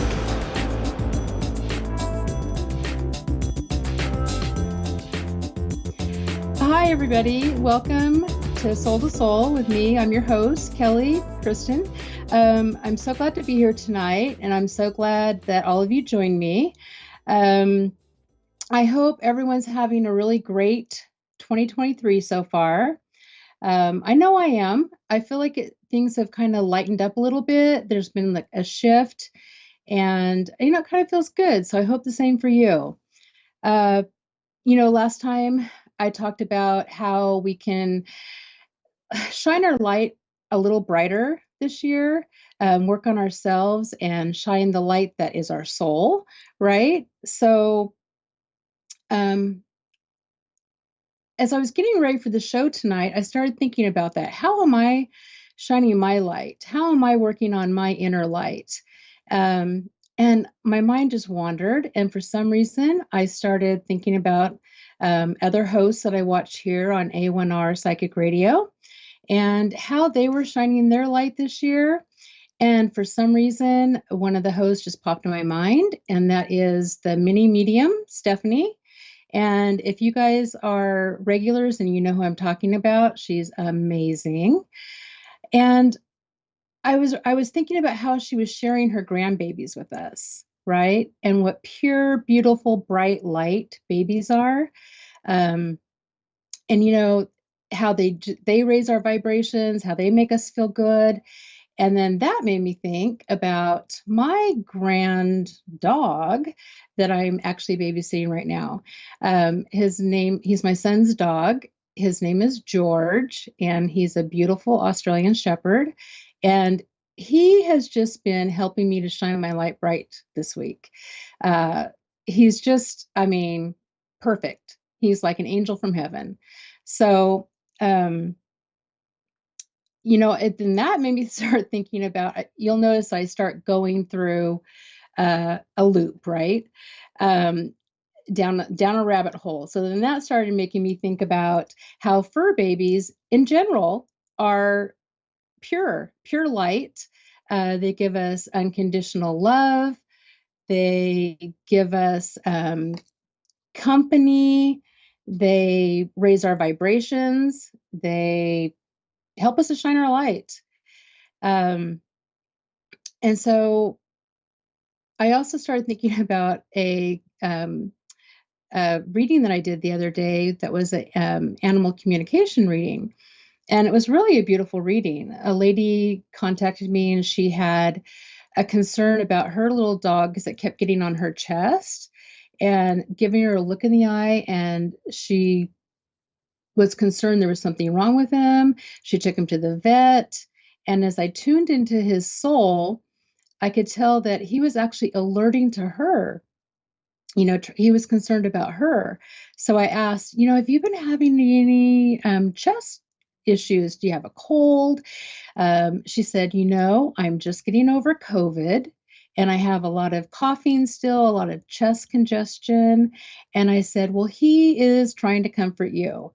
He's trying to alert you that you don't feel well. And that look of concern in his eye is for you. And so I thought, just beautiful how we don't have to communicate with words. We can communicate on a soul-to-soul level. So my recommendation for you this week or this month is to find yourself a fur baby. If you have one, great. If you don't, borrow one like I did, or volunteer, or every neighborhood has a cat. whatever you do, if you're around them, just being in their space, notice how that raises your vibration and how it makes your light shine brighter. I think you'll feel a difference. I'm going to pull a card. I've already decided I'm going to pull the card number 7 for 2023. It's the number 7. Excuse me, which means to shine a light into like our deepest part of ourselves, to find our truth and our inner light. So I have the cards laid out, but I haven't looked at the card yet. So okay, I'm going to pull it really quick. And oh, it's a beautiful card. It's actually a house. Let me get the camera right. If you can't see it, a house with the light shining out the front door. So basically, once we work on ourselves and our home and our body and work on making our light shiny and bright, then we can open the door and project it out into the universe and ask the universe to project that back to us. And I have a caller, so I'm going to stop talking about the cards. And let's see, I have Vinny. Can you hear me okay? Yes, very good. Well, okay. And is that how you say your name, Vinny? yes, correct. Okay. How are you this evening? I'm good, thank you. How are you? I'm doing well. How can I help you tonight? Hello? How can I help you? Do you have a question? Were you wanting to connect with someone? Would you like if possible to have a look how's my romance this year? Because I'm single at the moment and I just want to know what's happened. Is someone's coming up or anything? Yeah, and you know what? As I kind of feel into you, I get the feeling that there is someone, of course, for you, but it's almost like the wait is worth it. That's what I keep hearing. The wait is worth it. So it's finding the right person that connects with your soul, right? So not just settling for somebody. So it almost feels like, of course you want a relationship, of course you want a partner, but it feels like you don't want to settle. I don't want you to settle for just anybody, if that makes sense. I do feel like there is someone already that you might know. Are you talking with someone at the moment?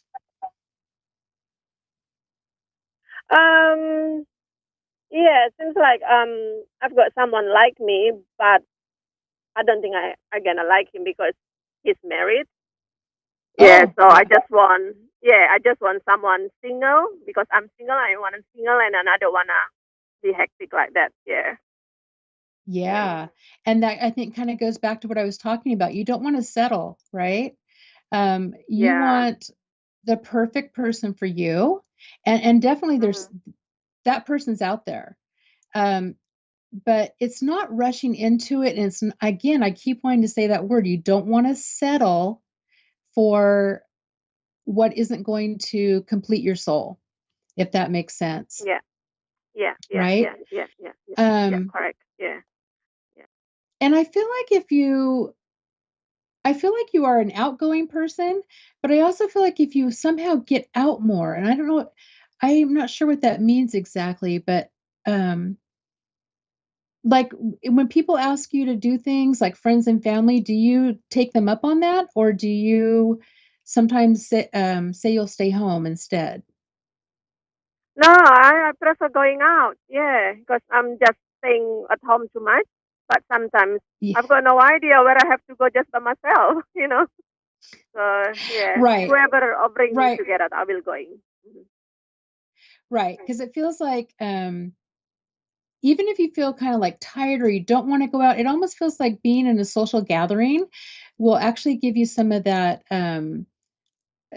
just communication with other people, and you might be able to meet someone that you know actually is better suited for you, somebody that has more in common with you, if that makes sense, because I feel like you need to maybe get out a little bit more. Yeah. and it just feels like in ways that you don't normally. So I don't know. Just think about that. Do you have another question related to that, to your romance? Yeah, I've been like someone. His name is Adam Gowan. So I just want to know how he's feeling to me at the moment, because we didn't keep in touch for a while. Right. So, I make it a rule not to read for the other person. So like I can't actually tell you how he's feeling, because I feel like that's a reading for him, right? Mm-hmm. But okay. but it does feel, I can tell you this, but it does feel like there's positive movement, if that makes sense to you. So I feel like you two have a lot in common. And that communication between the two of you is easy. Would you understand that? Yeah, sort of. Yeah, because I've been contact him. He even seems like he blocked me out. So I said, what's wrong with me? So that is my big question with him. Yeah, just wondering if he hates me or still thinking about me or anything like that. Well, first of all, there's nothing wrong with you. Absolutely nothing wrong with you, right? Yeah. I think it has a little bit more to do with, like I was talking about, shining your light bright. Put out there what you want to get back, right? Yeah.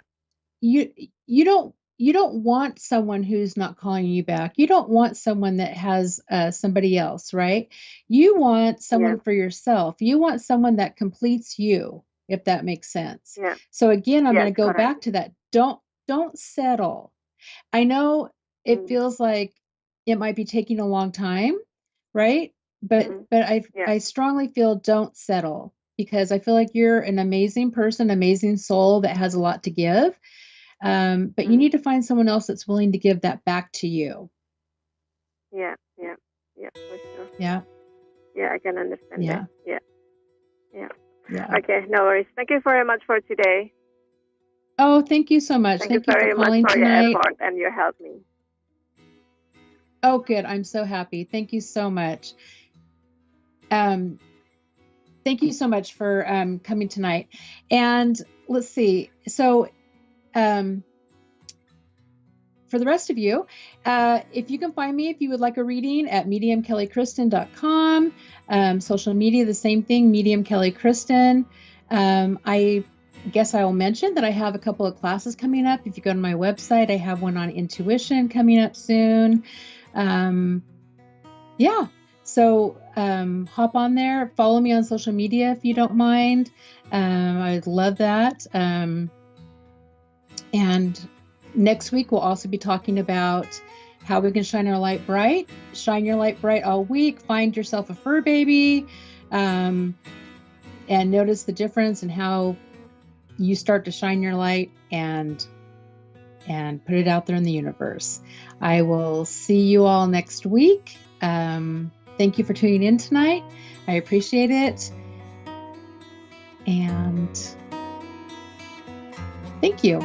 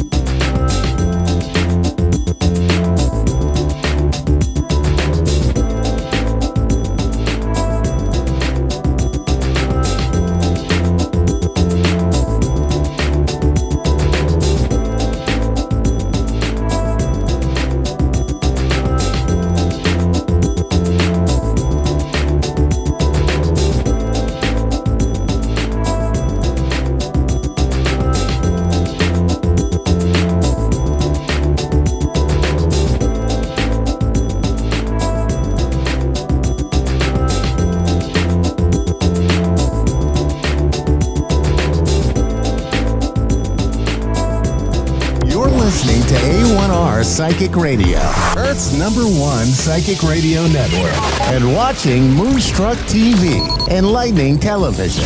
Welcome. Time for Soulfully Guided with Carmel Ann.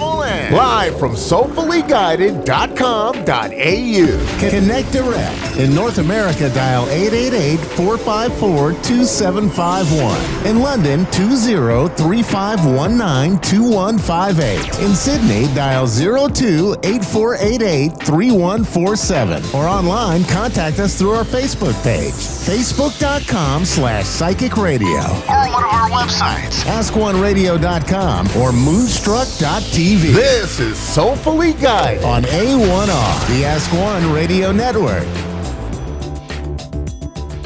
Hi, everyone, and welcome to our first show of the year. Happy New Year, and welcome to 2023 and Soulfully Guided. I'm your host, Carmel Ann. Bit bamboozled today. Time caught up, and I just got my set and show ready about 5 or 6 minutes ago. So I wanted to, we're going to go into a caller today. There's something I want to talk about, and we couldn't go where my favorite spot where I wanted to go and host the show from, because we had some unexpected rain, which caused some flooding on the property. So just like flooding. But I really wanted to talk today, and look, I wanted to do a quick chat, and I'm thinking of doing blogs to give more details about these techniques. I'm going to give a really simple technique. Anything I say is not rocket science or huge, it's just a simple task to make life easier. It doesn't require vision boards or mind maps or anything. It just requires a tiny bit of thought and mindset shifts. So what I wanted to talk about today is how to make rational choices during really difficult times. You'll find that, when we have a problem, we're focused in the moment. If, whether you're deciding to leave a partner or start a new relationship, a new job, or walking away from a friend or family member that's toxic, or even financial decisions. I wanted to give you this simple technique that I've used in my life. And look, as a warrior, which we looked at in a previous show, I think it was December the 7th, how to unpack problems. But when we're faced with making actual decisions and choices, whatever it is, we tend to run around like headless crooks. We're lost in the moment. Our thoughts aren't clear. We're not rationalizing, and we're not able to make good decisions in the heat of the moment or with the information we've got, because no decision we make today is ever guaranteed results tomorrow. So a very simple technique I have is, 1, remove yourself from the problem. And I'm not talking get away from the worry or anything, but just step back, okay? We're not going to rationalize by going into the heart of the problem in that moment. We're not going to think, get lost in today, okay? So what we're going to do is we're going to ask ourselves, do I want my life to be like this, whether it's next year, in 3 years, in 5 years, or in 10 years? And that changes the whole perspective, because you're not just looking at now and what changes it's going to make now. It also makes the decision a lot rational and somewhat easier to make, because you're not thinking of what you're missing out on now. You're thinking of the effects of what this is going to have, not on today, on your actual entire life, the remainder of your life. So you ask yourself, do I want my life to be like this? What do I want my life to look like next year, in 3 years or 5 years or 10 years? And the big one, can I live the rest of my life like this? That's really simple ways in order to sort of, you're taking away the responsibility of thinking of the just now and what our heart is yearning. Often our head and our heart are, out of sync and at war. So we've got a caller in. Hi, Dawn from Pennsylvania. Hi. Hi, welcome to our first show of 2023. I hope I'm saying that right. I'm in 2022 mode. What's that? That's that's okay. So did you have a particular question you wanted to ask today for your tarot reading? Oh, I should ask a question? You don't have to. I can give you a general read if you like. It's up to you. I don't really have any questions. I can give you a general read. That'll work. Okay, Dawn. So let's go. Connecting with Dawn. We'll just take a few breaths, chill out because I need to. So connecting with Dawn, please. Okay. Connecting with Dawn from Pennsylvania, our caller. Can I please have a general read? General read for Dawn. Okay. Some cards. General read for Dawn. Please give me a card. Let me clarify.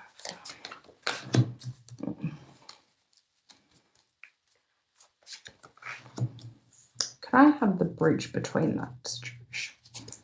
Okay. Some guidance and an outcome card. Okay. So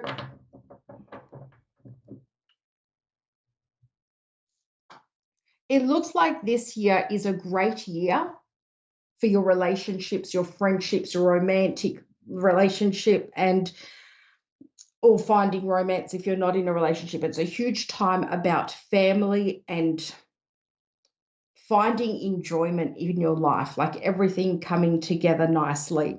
It's also about work and, trying hard to achieve your goals. And looking at this, it didn't start so pleasantly. I feel there's a situation that could have been mentally challenging for you. You may have felt like you're in a situation where you were winning the battle, but losing the war, and it was mentally challenging and draining for you, and also physically taking the spark out of you. Does that make sense at all? A little bit. Okay. So if it doesn't make sense, please let me know and we can delve deeper as much as we can while we're on the mini read on the show. I get that element is, if you've had situations like that you've found in your life, that is a stepping stone. I feel like this year your ship is coming in. I think it's a good time to reignite that spark, enjoy your life and love and live, and things are going on the brighter side for you. It's a really good time. I wonder if you've been wanting to go on a holiday. Have you been considering going on a holiday at all? Have I been what? Have you been thinking of going on a holiday? No, I don't go anywhere. Go to work. You don't go anywhere? Nope. It would be a good time at some stage this year.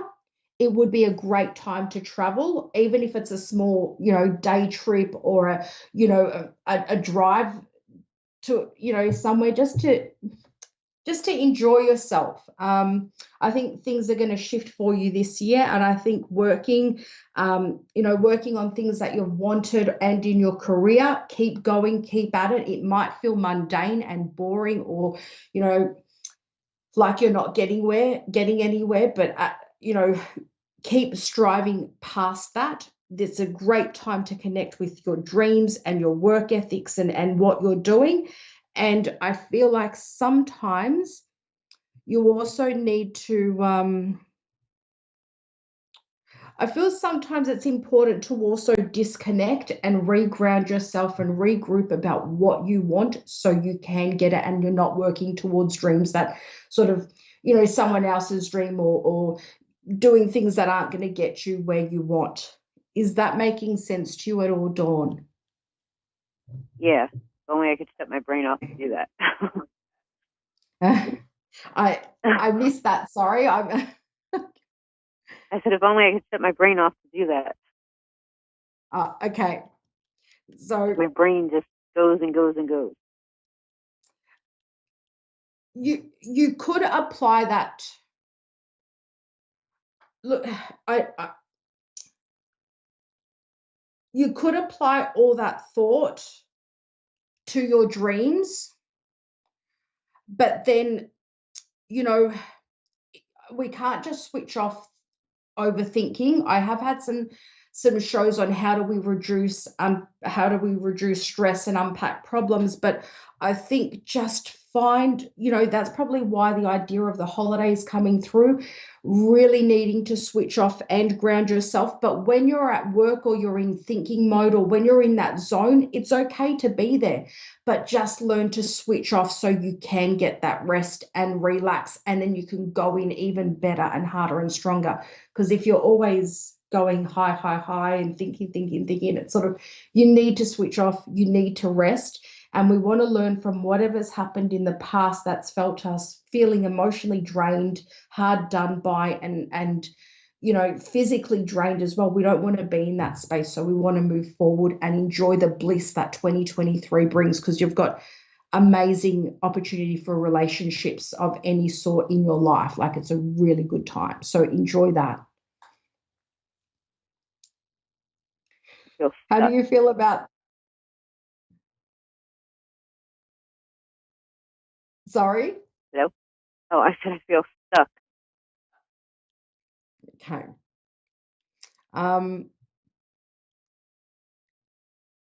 You feel stuck. Okay. Like lost.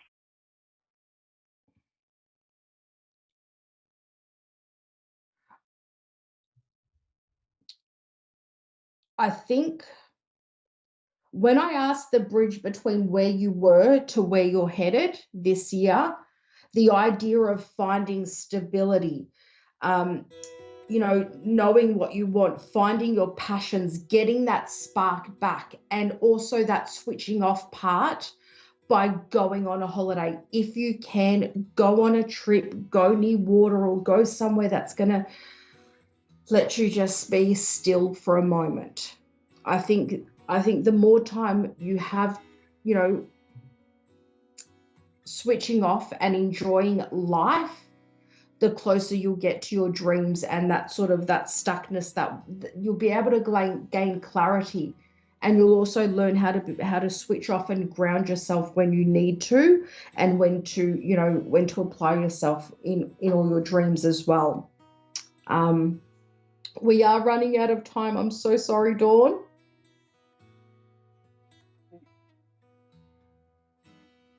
Thank you so much for being on the show today. I really appreciate it. I hope I was able to help you, and there will be a replay. It'll be on A1R Psychic Radio Facebook group or YouTube. And to everyone listening, thank you for tuning in as well and hearing Dawn's reading. Thank you, Dawn, and thank you to everyone else. Have a great rest of the week, and we'll see you next week.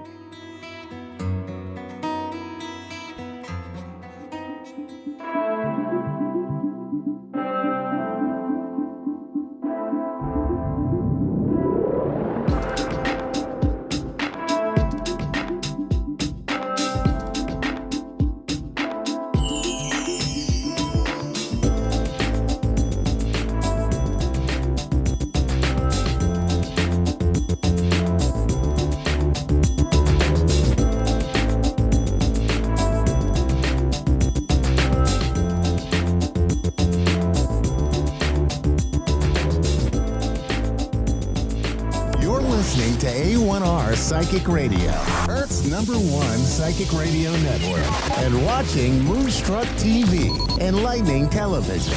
Welcome. And now, Reverend Elliot's Magical Window with Reverend Elliot. Live from magic-works.com. Connect direct. In North America, dial 888-454-2751. In London, 20-3519-2158. In Sydney, dial 02-8488-3147. Or online, contact us through our Facebook page, facebook.com/psychic radio. Or one of our websites, askoneradio.com or moonstruck.tv. This is Reverend Elliot's Magical Window on A1R, the Ask One Radio Network.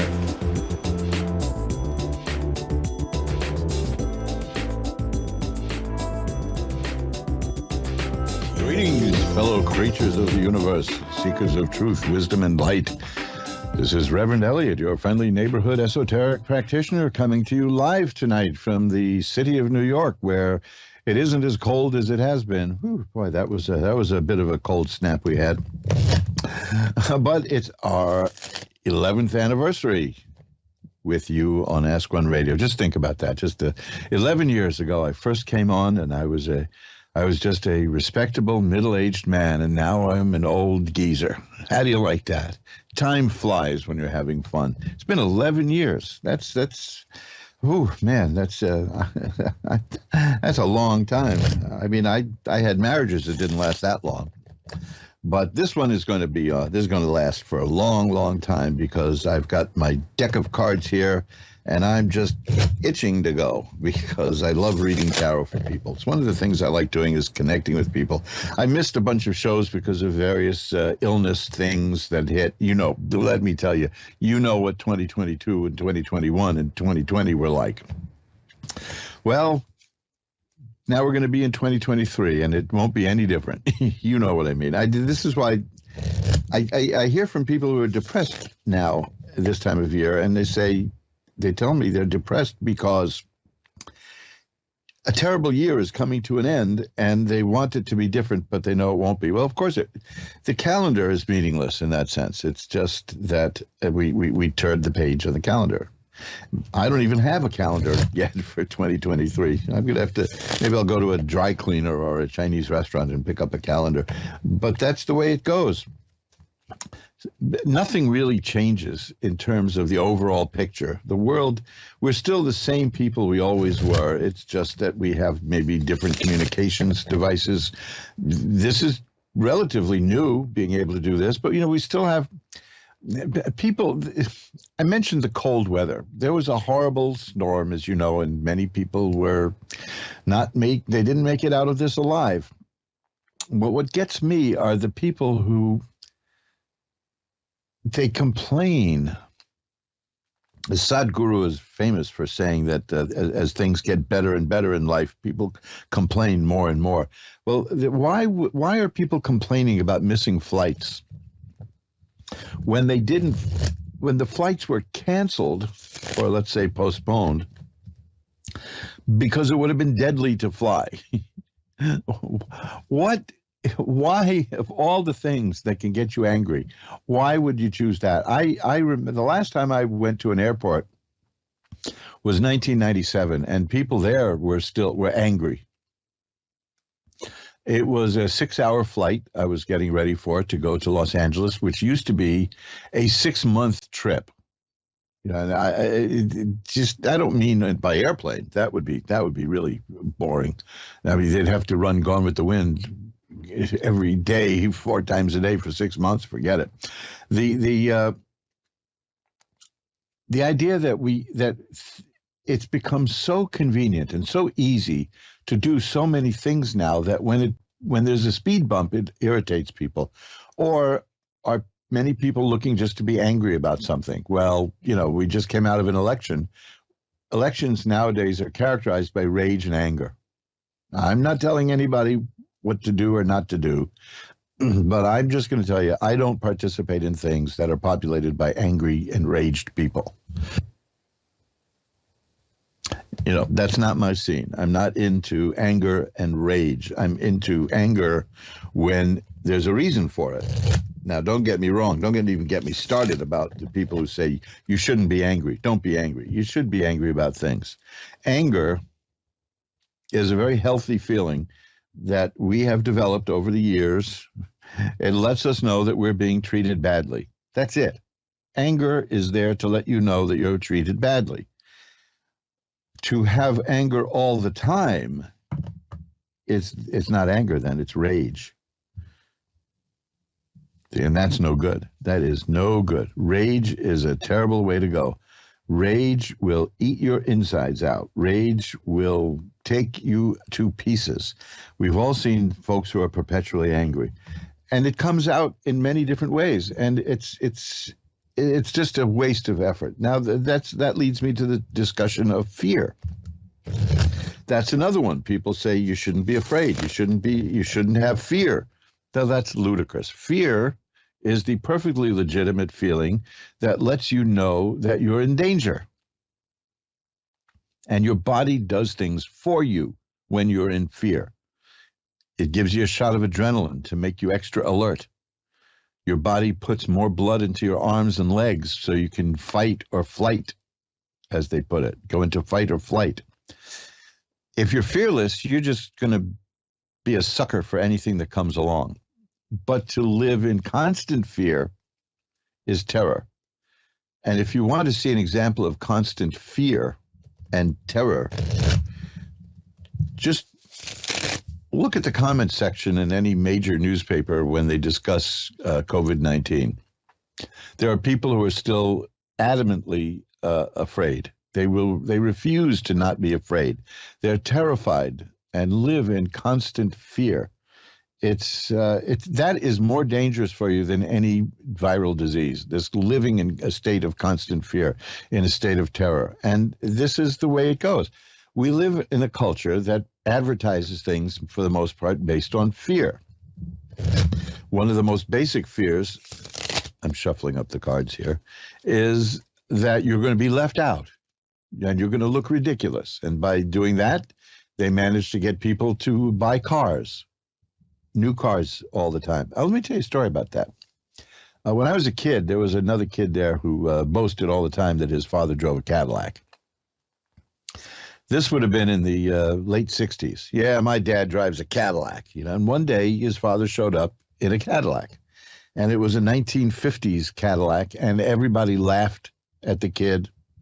And the kid was mortified. He was embarrassed. His father was driving a 12-year-old Cadillac that looked so out of date. It was just ridiculous.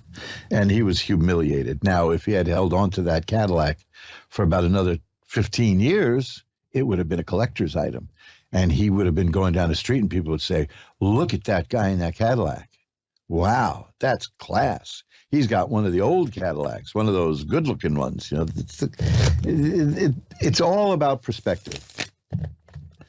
I write about this in the introductions to the book Unmasking Fear, this is a book I do promote relentlessly because we live in a fear-based world. And this is really, that's more frightening than the thing we're supposed to be afraid of. The idea that there's always some enemy out there we should be terrified of. The idea that there's somebody who's trying to do us in all the time. The idea that when the United States lost the Soviet Union as its enemy, the government, and they make no bones about this, they've said this, we had to find a common enemy. We had to find a new enemy. We needed a new enemy so that we could be united as a people.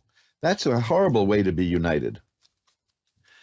Living in fear. Well, they've got the fear they wanted among a lot of people. The political ramifications of this, forget about. You know that fear is one of the biggest things that gets sold in elections. So this is why I mentioned that book, Unmasking Fear, which you can find at mojoacademy.org.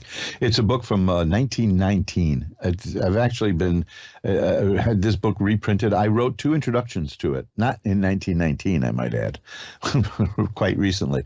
And I'm always happy when that book sells because it explains in a day before television and before radio even, and a time when there were long-distance phone calls were difficult to make. Nobody even refers to long-distance phone calls now as long-distance phone calls. They just refer to them as phone calls. These things were difficult. You know how it used to be done? You can see this sometimes in old movies. If you're in New York and you wanted to call somebody in Chicago, they had to make a phone call to the next city over, and the operator there would then make the phone call to the next city over, and the next over, and the next. And they would just patch this thing through until they finally got someone in Chicago. And that's why you would dial 411. No, that's information. 311, I believe it was, to do a long-distance call so that they could prepare you for it. And it would take about an hour and a half to get your call through. Things have speeded up, but they haven't improved, is the way I look at it. Nevertheless, fear travels at the speed of terror. Let's the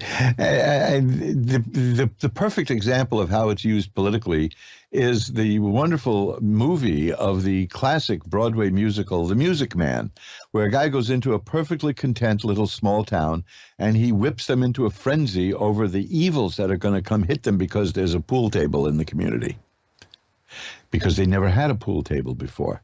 So it's something new, and it's something to be afraid of. And because of that, he whips up the fear, and he manages to sell them the remedy. You see, this is one of the things that certain crooked people who play with tarot cards do. Oh my God, look at those cards. Somebody put a curse on you. I can fix that. I can remove it. It'll be $20,000. And people pay that. They believe it. That kind of thing is very bad news, and please don't even joke about it. I've been reading tarot cards for so many years, and I think only 2 times have I seen concrete readings in my cards that somebody had a curse on them, and in that case, I showed them what to do about it, and I didn't charge for that. You don't charge for things like that.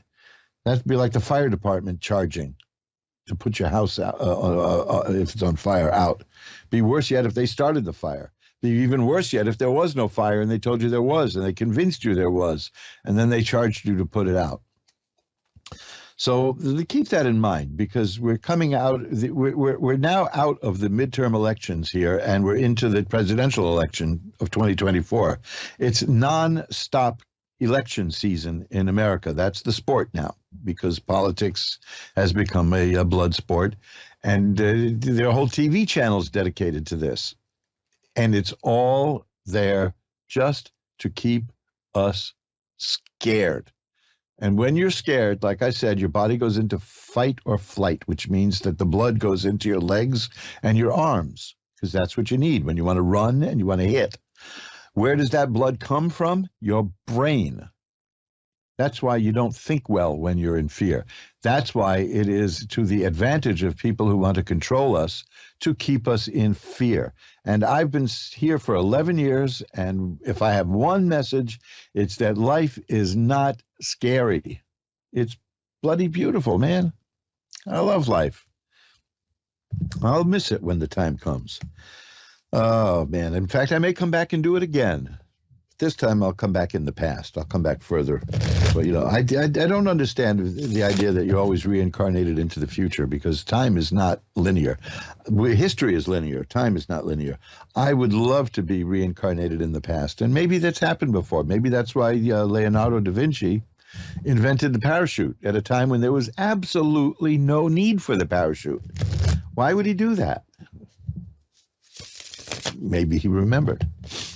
Anyway, there you go. That's it. That's by way of saying it's our 11th anniversary together, you and me and the Ask One Radio system and the Ask One Radio audience, and I love it. It was a game changer in my life, and I hate missing shows, but sometimes, this year I had to, because, you don't want a guy screaming in agony doing a show.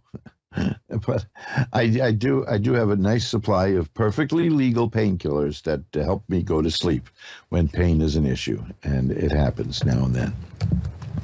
But enough about me. We're here to discuss you, and my throat is getting clogged up again. My main message to everybody is: don't be afraid of everything. Fear is important. I will never say don't ever be afraid. Just don't go through life scared and terrified, because there's a difference between terror and fear. And terror is like rage. Anger will help you. Fear is your friend. But not if you live in it full time, man. So the book is called Unmasking Fear, and you can find that at mojoacademy.org. It'll ship right out to you, and you'll get it. A very nice little book to read, and all the better because it's got 2 introductions by me. So with that said, let's get back to the tarot readings for the week, and we'll round out year 11, which began on the 10th anniversary last year, and we'll ring a bell 3 times now to declare sacred space. Pull back the curtain on the magical window and Our first caller is Penny in Stevensville, Pennsylvania. Hi, you're on with Reverend Elliot.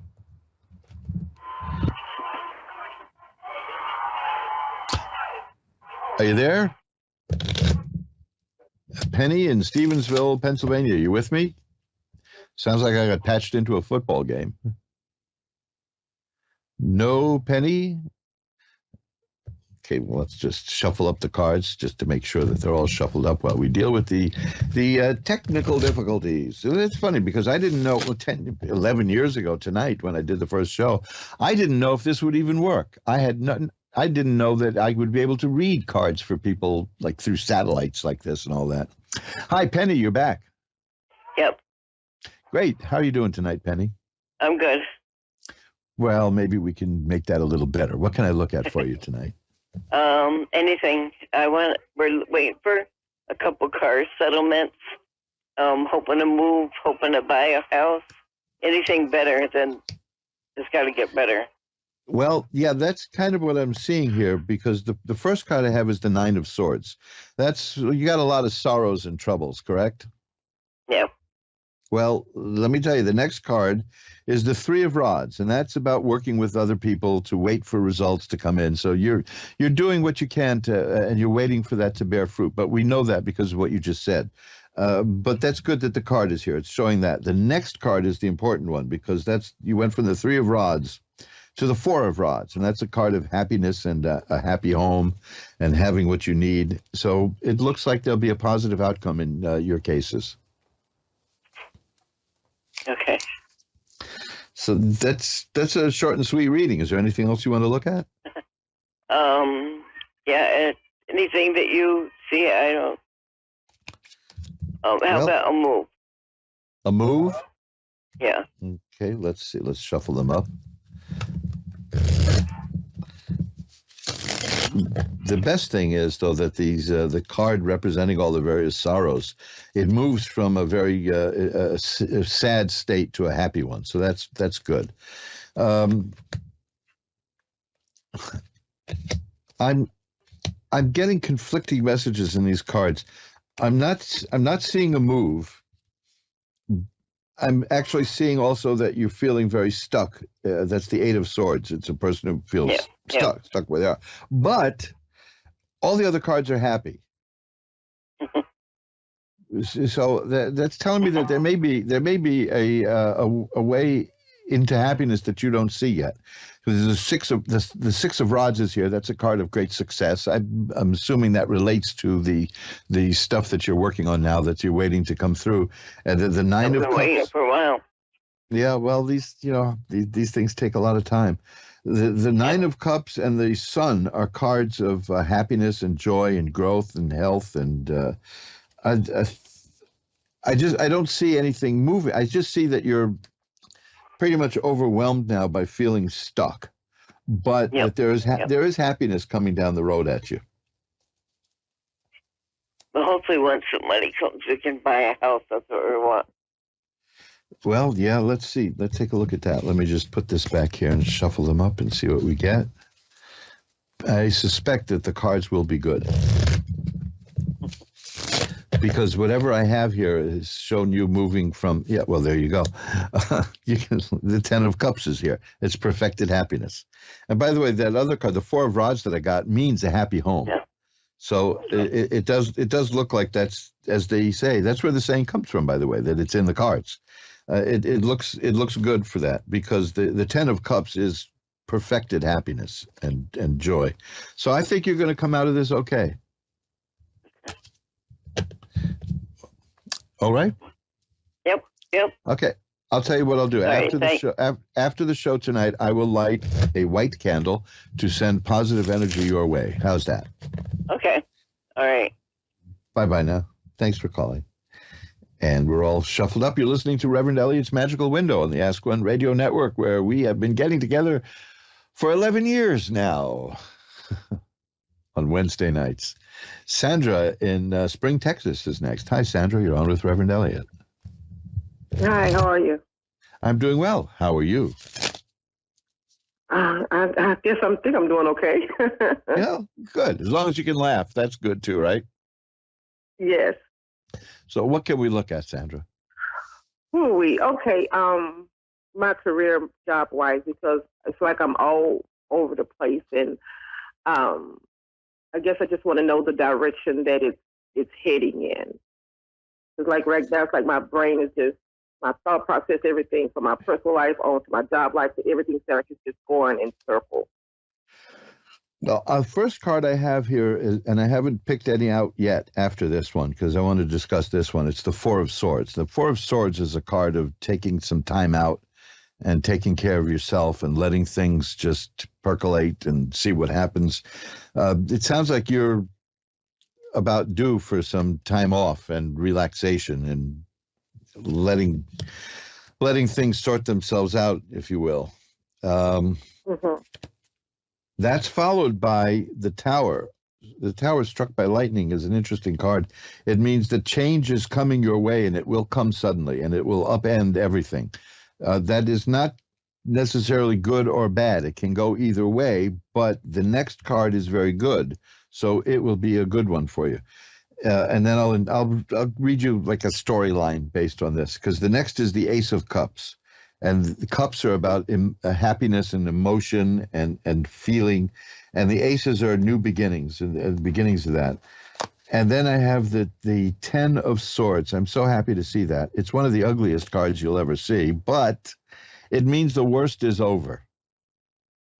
The funny thing is here, the Four of Swords, which you got at the beginning, and the 10 of Swords at the end here, both people who are not familiar with these cards, they assume that means death, because it looks like it, but it doesn't mean that at all. The Four of Swords is just lying down and taking time out. The 10 of Swords shows a person, you'll love this, lying face down in the mud with 10 swords in her back. But it isn't death. It just means that life has thrown its worst at you, and you're still here, and you're going to get up, and you're going to keep going. But that's good, because it means the worst is over. That's the best part of it. And it's not going to be too terrible at all. It's going to be difficult. All change is difficult, but it's going to be change that you want. It's going to be good change, and it's going to lead to a good awakening of happiness and joy in your life. That's what the Ace of Cups is. And it's going to come suddenly when you don't expect it. I also see new work coming your way. Are you looking to change your work? Yes. Oh, definitely, yes. Okay, well, that's here. That's the Ace of Rods. You have the Ace of Cups and the Ace of Rods. Aces are about beginnings. So things are going to be, new things are going to be happening to you emotionally, which is good, and new things are coming your way in terms of career and work. This is going to be it'll be a very exciting year for you. Okay. I think you'll do very well with that. But the cards told me that there's a new job in your future, new career work coming your way, new opportunities. And that's why I asked you if you're looking to change. And it sounds like you really are. So if you're looking hard enough, you'll get it. Okay? Yeah. Oh, yeah. Oh, yeah. I'm looking very, very hard. Yep. So that's good news. Okay. Thanks for calling. Yes, it is. Thank you so much. I truly appreciate you. Oh, my pleasure. Bye-bye now. And let's see what we have here now. It's a funny thing about these aces, because I have been getting aces for people since the end of 2019. And you can go back to the archives at AskOneRadio.com if you're masochistic enough. There's like 350 shows of mine there under Reverend Elliot's Magical Window at the AskOneRadio.com archive. And at the end of 2019, I started getting these cards, aces, for so many people. New beginnings, new beginnings. Something's coming, I said. I don't know what it is, but something is coming. And it's going to lead to new things happening for people. Well, of course, by March of 2020, we knew what that was, because everything got shut down and changed, and we're still dealing with all that. But yes, there were new opportunities for a lot of people, and old doors closed, new doors open. It's I don't have to explain to you what happened. You know that. You were there. You lived through it too. But that explains why the cards did that. And it's interesting now, as we approach 2023, to see aces popping up again and again. because we're still in a period of new beginnings for people, and that's good because life is what you make it. Connie in Hutchinson, Minnesota is next. Hi, you're on with Reverend Elliot. Hi. Hi, how are you tonight, Connie? Hi, I'm doing good. Well, what can I look at for you? Let's see if we can make good better. How's that?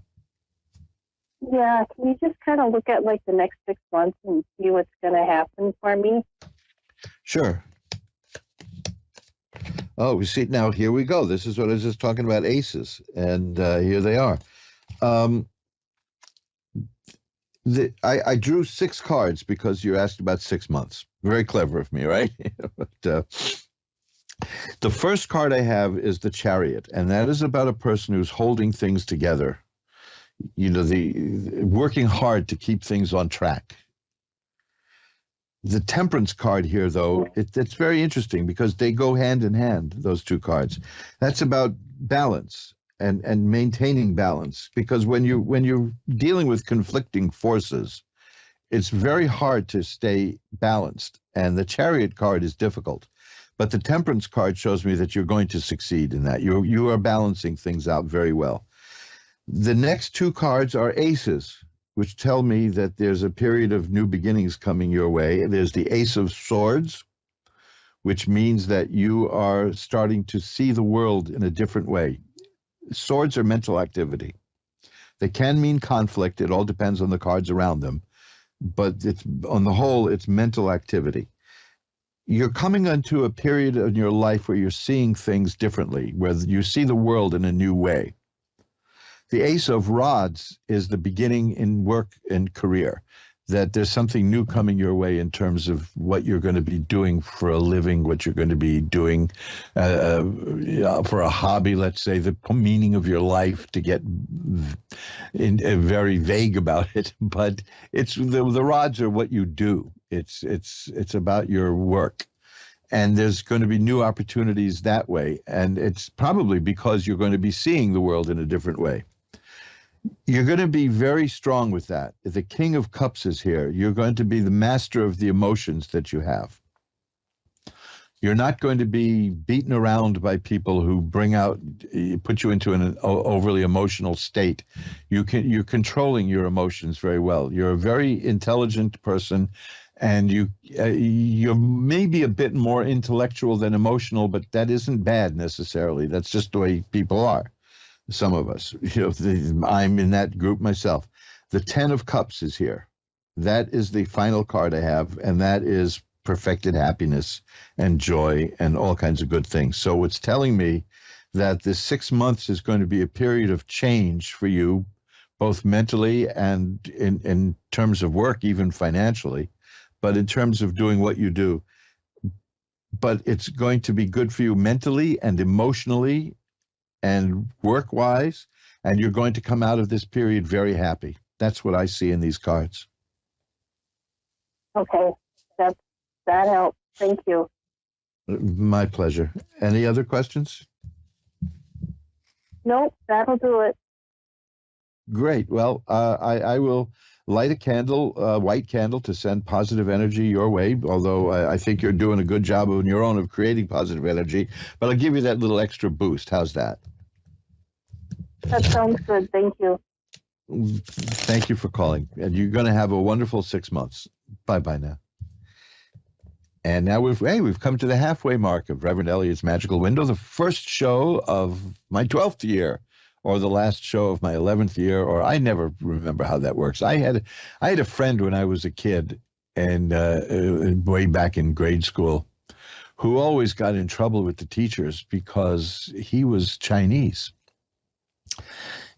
And there were 2 things that they didn't get about him, which is one, that what they thought was his last name was actually his given name, what we would call the first name. And the other was that he insisted he was about a year older than the record said he was, because you're 9 months old the day you're born in the culture he grew up in. Oh, man, that just used to just annoy teachers no end, because they had the little book in front of them that said how old he was, and he said no. and then they would call him by the wrong name. They didn't know. I'll tell you something else about this. You got a moment? I'm going to tell you this. This is very funny because this is going to play into a stereotype, but it's true. So what the heck, Being just about the only kid in PS 87 at the time who was Chinese, he got made fun of a lot and pushed around a lot and teased. And it never bothered him. He was a very skinny little kid, and he was very passive about all this. It just didn't do a thing for him. He didn't care, seemingly. Okay, fine. So you want to be a doormat, you want people to step on you. Fine. A lot of us felt superior because we would fight back, But there's a famous grocery store here in the city called Fairway Market, which when I was a kid was just like a little supermarket. And it has since expanded to take over much of that block, which is next door to the famous Hotel Ansonia, where people like Enrico Caruso and Charlie Chaplin lived. But there was a Tom McCann shoe store, and above the Tom McCann shoe store was a martial arts place, a little school. And a friend of mine and I, this was along about the 4th grade, we thought it'd be fun to go up there and see what that was about. Because this was pre-Bruce Lee and all that. Nobody knew about it. So we went in there and we took a look. And there, to our surprise, was this kid we went to school with teaching classes. And he's breaking boards and he's throwing people all around the room and he's showing people how all this is done. This guy was a master, a martial arts guy, who, although he was like 9 years old, was assisting the teacher. What we were shocked about, my friend and I, was that this is the one that we said he was too much of a wimp to take care of himself and stand up to bullies. And we asked him, why do you let people do this to you? And he said, what difference does it make? Doesn't do anything to me. Well, why don't you just beat them up? So why? They're not doing anything that bothers me. And, we learned a lesson that day, my friend and I. At least I did. And when kids in the playground would start to tease him, we would say to them, you might want to rethink that. You might not want to do that. You may not. What are you talking about? Well, still waters run deep, which of course is very profound when you're, in the 4th grade. But I never forgot that because he could have probably just mopped up the floor with any of these guys. And it wasn't worth it to him to do it. He didn't learn to do it. The other thing was fascinating. It was the first lesson. We sat there and we saw how the first part of the class went, and they started running in place. They're just standing there running and running and running in place. And one of the kids said, when are we going to learn how to fight? And he says, you just learned how to defend ourselves. And he said, you just learned the first lesson in self-defense, which is run away. So that's pretty cool. I never forgot that. I think I saw something like that in the TV series Kung Fu in the 70s then. But there you go. You never know who you're messing with, folks. You never know. Jennifer in Oceanside, California is next. Hi, you're on with Reverend Elliot. Hi, how are you? I'm doing well. How are you tonight, Jennifer? Doing well. Well, let's take a look at the cards. See what is it you'd like to look at? I guess love. Okay. Anything in particular, something going on, or just the future? The guy I'm with, he had to move to the northern end of the state to help his family. So I'm sure it's my ego and my own mind getting to me, but just want to see what the cards have to say. Okay, let's see what's going on here.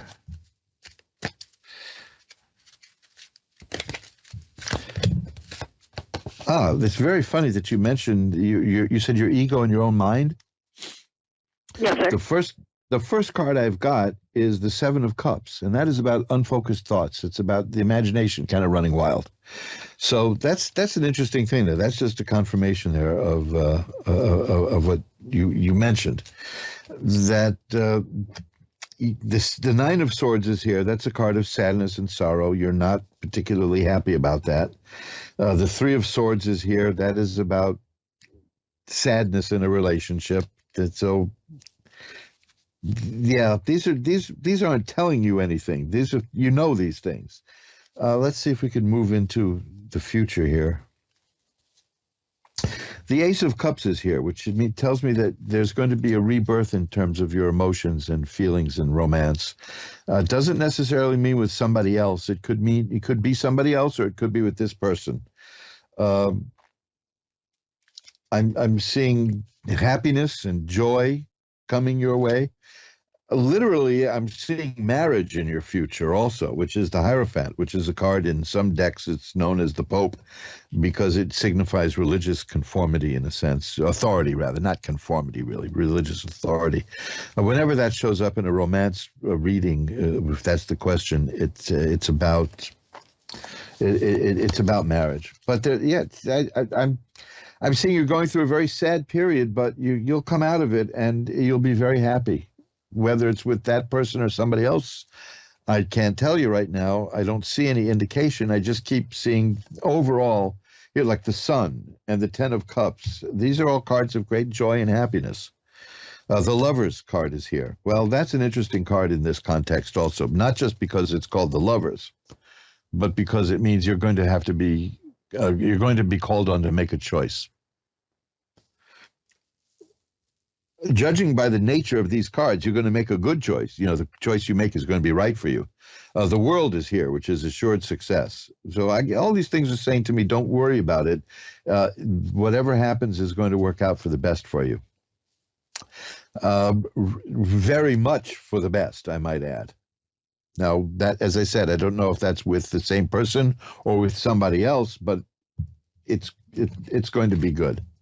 Things are going to settle down and work out for you, okay? Okay, thank you. My pleasure. Bye-bye now. And let's shuffle them up. Yeah, these are... It's interesting because the feelings can be so transitory, you know? I mean, it's... We sometimes think things are like the end of the world, and then things change, you know. I mean, it's, oh boy, do things change. Things change in a heartbeat, don't they? Gee, they sure do. Ashley in Buffalo is next. Hi, you're on with Reverend Elliot. Hi, how are you? I'm doing well. How are you tonight? I'm doing great, thank you. Beautiful. What can I look at for you? Maybe just, I kind of want to be more broad in this. I'm kind of going through a lot of changes. So maybe just, whatever is happening regarding love and work. General. Let's see what shows up, because this is definitely a time of change. I mean, judging just by the cards tonight, we're moving into a time of change. And judging by what people tell me, I think we're all ready for some changes. That's right. Yeah. Okay. Well, these are good. I had this card earlier, which is the Ten of Swords. That means that you've been through some rough times, but it's going to be over. The rough times are going to end soon. The Temperance card tells me balance will be restored. Have you felt that your life is a bit out of balance? Yes, very much so. Well, the Temperance card is about balance being restored, so that's good to see. And then the Sun card. This is the fourth time tonight I've gotten the Sun card. The Sun is about healing and health and growth and happiness. It's very dull. Everything is turning out nice for people, you know. It's, I mean, you go to the movies, and every time we read cards for people, it turns out they're going to die horribly. But it doesn't seem to be happening. You know, I feel cheated. You know, I've never predicted death, although I did get the death card for somebody, which was exactly the card he should have seen at that moment, because it was about the death card is about one phase of your life ending and another phase beginning. But I didn't. I was too new at this. I didn't explain it to him. And so he wanted to know. I've told this many times, so I'm not telling stories out of school. He had a chance to leave New York City and get a house at a phenomenally low price and open up a new business in the house doing hairstyling. And he wanted to know how things would work out if he took the chance to do this. And the card that came out was the death card, and he screamed and fainted pretty much. He slid from his chair. He hit his chin on the table. He collapsed, knocked himself out. Very bad. I'm very conscious about that death card now, but no, this is good stuff here. You'll be fine. You're gonna. I mean, I've got the nine of cups here. Tells me you're in for a very sensuous time. Pleasure. You're somebody who knows how to enjoy pleasure, and you're going to. So this is all looking very good. I'm not seeing any conflict. I'm just seeing that whatever was out of balance and troublesome is going to end, and then things look really, really good after that. So here's another one. I got this 3 or 4 times tonight, the 10 of Cups, which is perfected happiness. So you'll be fine. Is there anything else you want to look at, or anything specific? Because I've got a little time left here. I mean, when it comes to, I'm kind of just dating a couple of guys right now, and I kind of want to know if either of them are even worth, continuing, or if there's, maybe something new coming into my near future. Let's see. That's a good question. Well, I just got this in the previous reading. It's the Hierophant. That indicates marriage. Well, of course, the question is who. The Lover's card is here. I had that also for this person. That indicates a choice you need to make. But this is nothing you don't know. I'm not getting any indication one way or the other. I mean, the Knight of... Well, this is... Okay, the Knight of Cups is here. Now, that's interesting, because the Knight of Cups tells me that there's somebody else going to come into your life. Okay. And the Knights are the beginnings of something, and they can be pretty erratic, but that can also be very emotionally arousing and exciting, because it can be up and down and left and right, and it's like the horse on the chessboard, on the knight when it shows up. It's the power appearing. And I definitely see that there's something new coming your way. That may be the nature of the choice. You're gonna have an abundance of riches here. You're gonna have several people to choose from, but keep an eye out, because there's definitely a new relationship coming your way. These cards are almost completely. Here's the 2 of Cups. You see that's what that's about. That's a card of a new relationship. This is very good. This is clear. I don't mean good or bad is in a good or bad sense, but I mean it's very clear. I can read this clearly, is that there is a new relationship headed your way. The 6 of Rods tells me it's going to be quite successful. Oh, wonderful. Now, here's one of my favorite cards for this kind of thing. It's the 4 of Cups. That tells me it's somebody there's a very high likelihood that somebody is interested in you that way, but hasn't made it known yet. Oh, okay. That's an interesting thing. Yes. I used to say to people, so keep an eye out, see if somebody's attitude changes when you get into the room. And somebody said, well, that's good. How do I know what their attitude was before I got there? I said, oh, yeah. It made sense to me until you told me that. But you know what I mean. Yeah. You'll feel a vibe when you get in the room, if that's not too 60s of me. But there's a new relationship headed your way. Between the 2 of Cups and the Knight of Cups, I have no doubt about it. Okay. And just see if it may be somebody you don't know yet. Okay. Okay, great. Thank you so much. My pleasure. Thanks for calling. Bye-bye now. Thank you. Okay. And I would like to just to take a little bit of time here to reflect on the past 11 years. because my nose is a little clogged up now. This is not like a cold or anything. This happens to me when the weather gets dry from the cold. I'm probably I've had nasal trouble all my life. I'm probably the only person I've heard of who I had my tonsils taken out because my adenoids had to come out. Usually it's the other way around. Usually they take out the tonsils, and then they say, as long as we're in here, let's just get another fee and take out the adenoids. But I've had nose troubles all my life. Fortunately, I found a decongestant that works marvelously, and I am not going to mention that because I don't give medical advice. Yay, I'm one of the few people who doesn't give medical advice. Have you noticed how so many people became medical experts?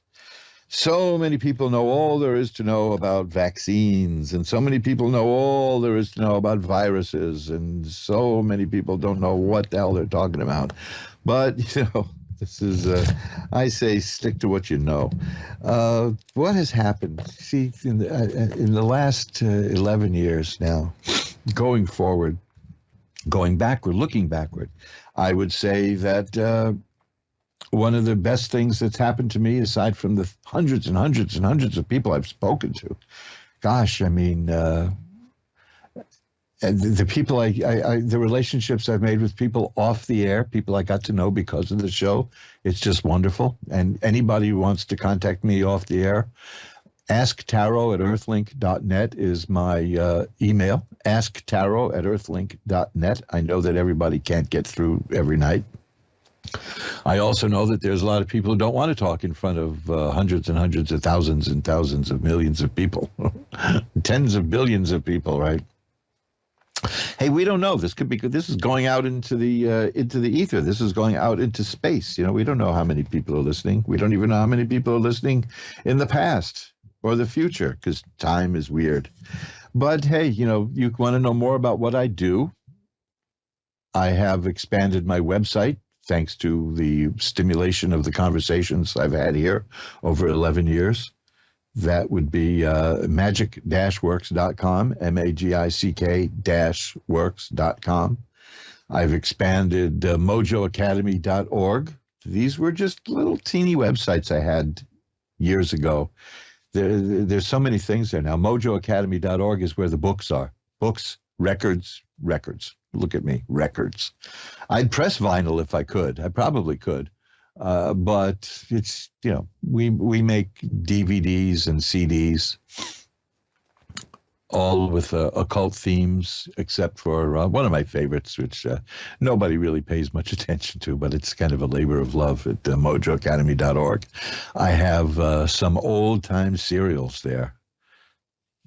I don't think I have Captain Marvel because I believe that's under copyright, and I don't want to violate copyright laws, but there are things there like the Return of Chandu the Magician, and all these wonderful old serials. Bela Lugosi went from playing the villain in Chandu the Magician, which you can find at my website magicworks.com. There's a print there to see, not to buy, and he became the hero in the Return, in Chandu Returns, which is one of those 15-part serials. That was just I have a hankering for those old things. I kind of like them. But there's also Secrets of Success there. There's a wonderful out-of-print public domain album from the 70s called How to Pick Up Girls. And I put that there for all you people who've never spent a night in court. Because you follow the advice in this record and you'll probably be arrested. But it's a real relic of its time, and I like relics of their time, that's all.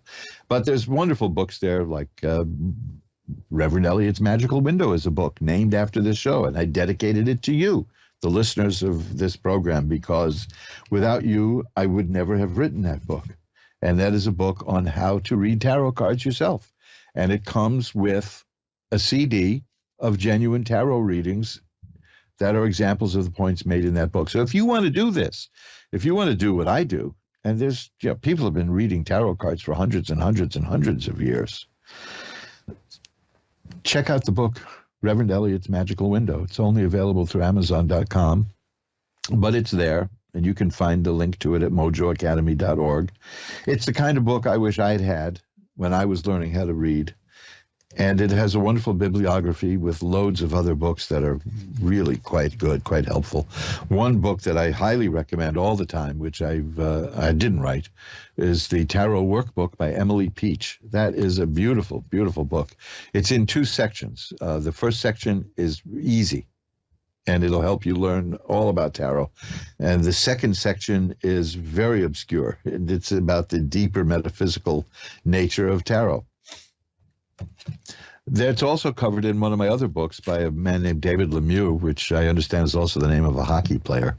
But it's called The Ancient Tarot and Its Symbolism. It's harder to find, that book, but if you do find it, it's quite rewarding, and it's beautifully illustrated, and you'll see so many interesting tarot decks there. But it's a fascinating look if you want to get deeper into the cards and learn more than just divination, not fortune telling. Divination. These are 2 different things. Fortune telling is you'll meet a tall, dark stranger kind of stuff. Divination is using the divine spark and accessing, I call it the magical window, because the tarot cards through divination allow you to see things that the senses do not perceive. You heard examples of that tonight, such as when I asked the caller if she was looking for a new job, because that's what the cards showed me. And she said, yes, absolutely. These are not tricks. You can do tricks with anything, but these are not tricks. And you'll learn about that in Reverend Elliott's Magical Window, which is a book that I do recommend highly. And I always enjoy sending out signed copies, if that means anything. But oh gosh, and that was only written because I was inspired by all the wonderful experiences I've had here. I have not had a bad moment with anybody through Ask One Radio. Not just the callers, of course. I mean, the people behind Ask One Radio are just delightful, beautiful people. And if you have in the back of your mind an itch to do this kind of stuff and get on video and radio, I think I'm the last person doing exclusively radio, but those days are numbered. Yes, I will admit it. I've been doing video tests. Yes, I will admit it. I've been shedding a little weight, Oh, vanity, right? And if you want to do this, this is the place to do it. This is the place to do it, is Ask One Radio, because it is the most positive group of people I've ever been associated with. Do you think I'd be here 11 years if I didn't like this? Come on. Like I said, I've had marriages that didn't last this long. Not the current one. The current one, I don't know. I don't think I'm too old to say one day it's going to be my 40th anniversary at Ask One Radio, but those are the 2 most important anniversaries in my life. And yes, it did change my life, doing Ask One Radio and being with you guys every Wednesday when I'm available. I promise every year, I promise not to miss any shows, but then every year something happens, because we're only human and we're frail. And we'll shuffle up the cards one more time, and I am going to see what's in my future. How's that? Got 2 minutes left. Let's see, what do I have here? Oh, that's interesting. Oh, that's fascinating. That's marvelous. Oh, wait a minute. You want me to tell you? Do you want me to tell you what I see here? Oh, gosh, I got the King of Coins. That's the first card I got. Now, that's interesting because that's a card that suits, that's my significator as a tarot reader. The King of Coins is a mature in age person who's Capricorn. But I'm just getting cards of happiness and joy, and that's what I'm feeling. Well, we got about a minute and a half to go, so I might as well wrap it up and just tell you thank you for the last 11 years, and I'm looking forward to the next 11 years with you. You can contact me anytime, as I said, at Ask One. Ask Tarot, ASKTAROT at earthlink.net, and I will get back to you. And I do offer a free mini reading to all the Ask One Radio listeners. I'll be happy to pull a few cards for you. No charge. That's my gift back to you. And let's see, mojoacademy.org we mentioned. That's where the books are. Magic-works.com. I got like 100 pages there, and I'm adding them all the time. Take a look at the occult jewelry page. That's one of my favorite things. As soon as we're done here tonight, I'm going to design some more jewelry to put there. But that's about it. That's the end of the 10th year, and now into at the end of the 11th year. See, there I go again. 10th anniversary started year 11. So what can you do? The first anniversary started the second year, so there it is. I've got to run now. So remember, time flies. It's up to you to be the navigator. See you next week. Bye bye now.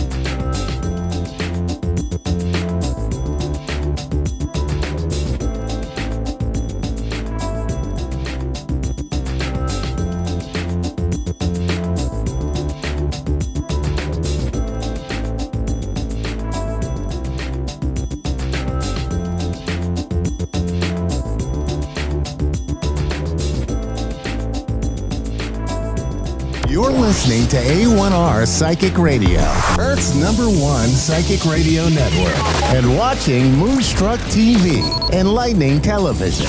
Welcome. And now, Reverend Elliot's Magical Window with Reverend Elliot.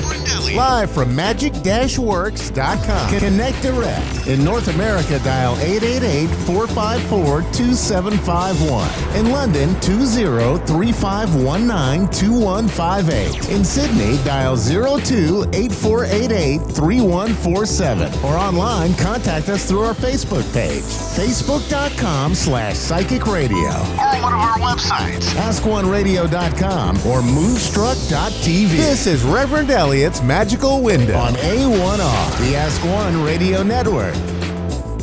Greetings, fellow seekers of truth, wisdom, and light. This is Reverend Elliot, your friendly neighborhood esoteric practitioner, coming to you live tonight on the 4th of January, which means two things. It's our first show of 2023, and tomorrow's my birthday. So by the time this show ends, I will be an older but wiser man. So that's it. Now, there's a story behind that, by the way, that the 5th of January is, according to most calculations, but not all, the 12th night of Christmas. And the 12th night of Christmas is generally the Feast of Fools, you know, the Festival of Fools or the Feast of Fools, in which the Pope of Folly is crowned. And what they do now mostly, if you look it up, they'll say it's celebrated on or around January 1st. But it's January 5th. Now, the thing is that back in the Dark Ages, when I was born, if a child was delivered up to January 4th, that child was tax deductible for the previous year. And so, of course, I was born a day too late. And I always suspected that my parents held that against me. I have no idea why. Also, now, if you celebrate the Christmas season and the 12th night of Christmas and all of that, according to the Latin American tradition, January 6th is the day they celebrate Christmas. That's the when the wise men arrived. And is that Epiphany? I don't even remember. I've lost my catechism. My catechism was chased out by my dogatism or whatever that's called. But this is I was born on Christmas Eve in the Mexican tradition, and since my father was a Mexican, that I was like a Christmas present, I suppose, which is, I'll save that for the psychiatrists out in the audience. I have no idea why. My sister was born really close to Valentine's Day, but several years before me. And, oh gosh, this is, so the January and February stuff in our family was never really. We thought that all these holidays revolved around us as children, but that we were very sorely disabused of that notion quite early on in our adult lives. So here we are, and I have a special guest tonight. I'm going to bring my special guest right on now. I have a guest who's going to help us out to see what the year is going to be like. I have with me Baby New Year. So I'm going to ask Baby New Year to give us a little hint as to what the future is going to be like. Not sure I like that. Not too sure that that's a little bit alarming. But look, that's what we have the magical window for, so we can look and we can see see what's coming up in the future. Now, I generally disdain fortune telling. You will meet a tall, dark stranger who will max out all your credit cards, is the way it usually goes. But it is an interesting aspect of this. What we want to get pretentious about it, what we call what tarot readers do, divination, divining things, looking into the future. Yeah, but it's more than looking into the future. We can look into the past.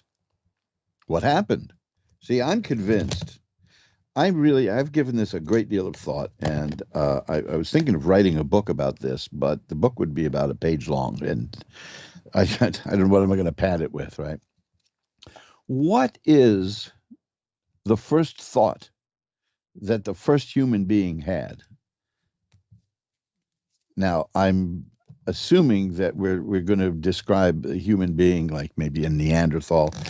Science has now come to believe that the Neanderthal was much smarter than we were, which is probably why they made an exit. But there may be Neanderthals among us. I don't know. The Homo sapiens sapiens, which is what we are, categorically speaking, unless we identify as Neanderthal, but that's a whole other ball of wax I don't want to get into.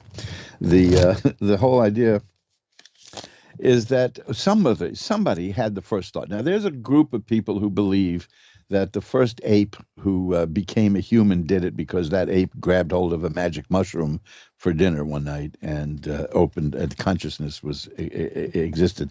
I have a feeling that the first thought that ever came into a human mind was, let's see, how can I phrase this delicately? What the hell was that? The human being is walking around foraging, doesn't know it's a human being, which is not a unique situation. We see that all the time these days. Shuffling up the cards. And a bolt of lightning strikes. That's the first thought. What the hell was that? Where'd the sun go? What's going on? What was that? And I think that's where the chain of thought began with that. Now, I believe, this is not a unique to me. This is why, and I'll explain this to you. This is why I think divination can function. We carry the memories of everybody in our past whose GNA. I don't even know what that means. It was DNA we carry. This is not as far-fetched as you might think, especially since now, you see, for years, people thought about I think it was Linnaeus's, was it Linnaeus? The theory of inherited characteristics, which they said was ridiculous. The idea that you could take 5 generations of mice and cut their tails off, and then they would start giving birth to mice without tails, which of course never happened. But they're now finding out that it's true. There is such a thing as inherited characteristics that get passed on. The study was done with rats, of course, these poor little rats. They were given an electric shock after smelling something specific. There was a specific aroma that was created that doesn't exist in nature, so there could be no mistake that it wasn't to get rid of that coincidental thing. And they shocked they shocked the rats upon their smelling this. So naturally, anytime those rats smelled that again, they went into a fear response because they didn't want to get shocked. And the shocking part is that the rats' offspring did the same thing. The offspring of the rats were born afraid of that aroma that doesn't exist in nature, that was created in the lab. So how did that happen? There's all kinds of theories about the morphogenic field. You can look up Rupert Sheldrake. I have some stuff about Rupert Sheldrake at my website, magic-works.com, MAGICK-works.com. But science is never wrong. Scientists are always right. I think we learned that over the last couple of years. So they're not going to say, holy mackerel, we've been making a mistake. There is such a thing as the genetic transmission of inherited characteristics. They don't call it that. They call it epigenetics. What it really means, epigenetics, simply means that what these rats learn, their offspring will know. Now, that's odd. But imagine the power and the knowledge that you and I have access to if we can get to what's contained in our DNA. And this is why when people ask me, for instance, if they're delicate and tactful enough, how old I am, which since I brought up my birthday, that's why I feel it's fair game to do that. I will tell you now how old I am because I get asked this a lot. I'm about 4 billion years old. That's the age of the DNA that I carry. That's the age of the DNA that you carry. And that's pretty good. Just tell people, first of all, they're going to think you look damn good for your age. I'm laughing now because I'm thinking of Al Lewis, who you may remember as Grandpa Munster. Although his name wasn't Munster. He couldn't have been because he was Lily's father. So he would have been Grandpa something else, but we think of him as Grandpa Munster. I knew him. Almost everyone in New York knew him. So this is not an accomplishment. It's knowing him. To me, he's always going to be Sergeant Officer Schnauzer on Car 54. Where are you? But you can find some wonderful interviews with him on YouTube that were done by, I believe, the TV Academy, the people who give out the Emmy Awards. And they're fascinating stories that he's telling. And he likes to make a point of saying how good his memory is for somebody who's 93 years old. Well, of course, he was probably in his late 70s at that point. He just loved to tell people he was about a good 20 years older than he was. Because, I go around telling people that I'm, whatever my age is, let's face it, if I say I'm 93 years old, no matter what my decrepit condition, they're going to say I look pretty good. But you're 4 billion years old, man. You are the material that makes up your body is, well, first of all, it's the food that you eat. We turn the food into ourselves. But the whole thing, genetically speaking, is billions of years old. Now that they have looked into what they call epigenetics, there's an astonishing possibility that we carry all the memories of everybody in our family line, of the experiences, everything. You see, this is why you forget where you put the car keys. You carry in 4 billion years worth of memories in your body. So sometimes you're not going to remember. This is what I believe is one of the things that tarot does. And is not that this is some magic thing. It's magic in a sense. And magic is just the name given to science that they don't have any explanation for. But we can bypass certain things. I mean, this is nothing new. Carl Jung talked about the collective unconscious.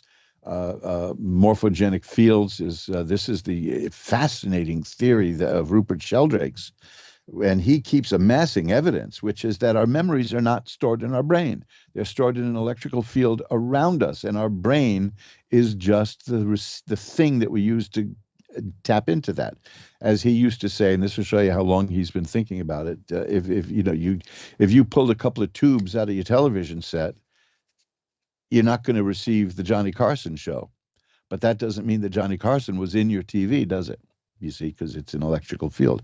This goes a long way to explain why all these flocks of birds can zoom around in the sky and all turn on a dime and not bump into each other, because they're one mind. And who knows? But I'd urge you to look into that, because it's fascinating. And through meditation, we can contact things in our past.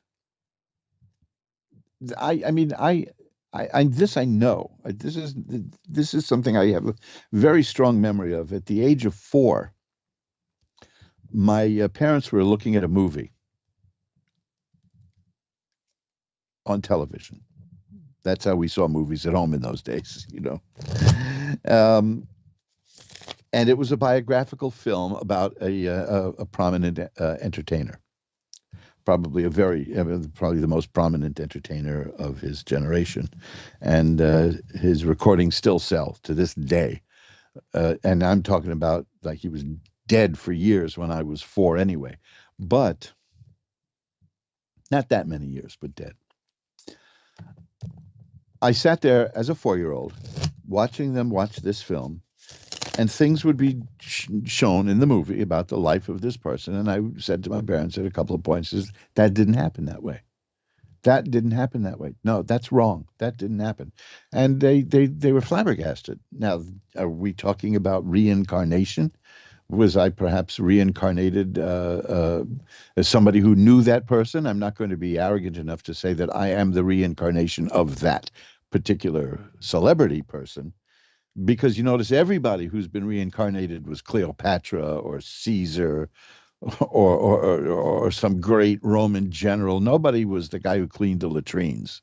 This is what I find peculiar about the reincarnation stuff. Everybody was somebody really important. But I knew at that age that and over subsequent years I explored this, and I found out that yes, those things I pointed out in the movie were contrivances of the screenwriters to move the story along, and they didn't happen. But that was very odd, and in order to get in touch with that, my parents bought me a bunch of records by this particular person. But I could see that at the age of 4 that I must have remembered something from somewhere. And now, given the theory of epigenetics, which is really the discredited theory of inherited characteristics has been renamed by science as epigenetics, we find that what we learned we can pass along somehow. I'm sure if a rat does it, we can do it. So what a remarkable thing that would be. I mean, my family on my father's side came here. How was your father's side? That's the old joke. It's doing fine now. They came here to the New World. They were banished by the Spanish Inquisition, which is another remarkable story all on its own, which I'll get into one day. But that's how the Camarena family got here to the New World, was being banished by the Spanish Inquisition. So I come from a long line of political refugees. My mother's family came here from Germany and Belgium, but they were from originally Chicago anyway, but they didn't know that. Now that and bears some explaining, and I will tell you that story one day because it's a lulu. It's just a really weird one. But they came here in response to the Nazis, which means, to save their lives. They were on my mother's side of the family was on the Hitler death list, which is again another story. But so looking at it from going back to the Spanish Inquisition and then to the Nazis, how my parents happened to meet on a crosstown bus here in New York City in the late 1940s is a wild thing because they were both descended from refugees. So we can get in touch with all of that. And wouldn't you like to do that? Man, meditation is a way to do it. We have things like the Akashic Record. Now, what if the Akashic Record is nothing more than tapping into your genes? You see, I have a pretty good Akashic Record meditation that I can recommend by Tara Sutphen. The name might be familiar because I mentioned Dick Sutphen, her father, I believe it's her father, his meditation, the Telecrux system for remote viewing and contacting people. And I can tell you from experience, it works. It does work. Tara Sutphen has a meditation which I would urge you to try and find that and try it because it's about getting in touch with your Akashic Record, which is to see what your past was like. And wouldn't that be astounding if what we're really talking about is tapping into the information in your DNA? Because it all had to start somewhere. We all have the same DNA. We just different configurations. It was such a mystery to me when I was little. I used to say to my parents, and this is probably what drove them to drinking. If everybody has like 2 eyes and eyebrows and a nose and a mouth and 2 ears, why do they all look different? You try explaining that to a kid, and you try getting a school teacher to explain that in kindergarten. I was very quickly, I might add, thrown out of kindergarten. They threw me out of kindergarten and put me into the 1st grade, which I loved because all I wanted to do was to learn how to read. Now, why was I so desperate to learn how to read? I knew the answers to everything was written somewhere, and I really desperately wanted to read. Could it be that I knew something genetically? I don't know. So look up epigenetics sometime. And because that's what I think we're doing with tarot cards. I think with tarot cards and other divination techniques, what we're doing is bypassing all that stuff, all that baggage we've accumulated during our lifetime, which is endlessly playing in our minds, and getting in touch with the DNA of our ancestors. That would be so edifying if we could unlock that, if we could do that. Haven't you all had glimmers of something in a deja vu kind of way? I don't mean like the instantaneous deja vu where you put down a glass of orange juice and then you think, wait a minute, I thought I just did do that. And I'm talking about the big scheme of things. I'll give you one example before we get to the readings. A couple of years ago, as many of you know, my wife had a terrible, terrible accident, and she was in a hospital here in New York that dealt with that kind of surgery. It was just a really horrific accident, and she went through a lot of stuff. Well, I went to visit her at the hospital quite a number of times, and on one of the occasions that I went there, I took a stroll afterwards, just because it was very stressful for all of us, all that time. So I took a walk, and I found a park in Manhattan on the East Side, around 17th, 16th Street. And it was a park, and it was split in the middle. I just hit the microphone. Sorry for that. I feel like I just hit you guys in the head. It was split right down the middle, this park, and part of it was on the east side of the street and part of it was on the west side of the street. And I stood there dumbfounded because I had been there before in my dreams. I have dreamed so many times of being in that park and in that place that I knew that when I turned my head and looked to the west side, I knew exactly what the buildings would look like over there, and that's what they were. I had been there.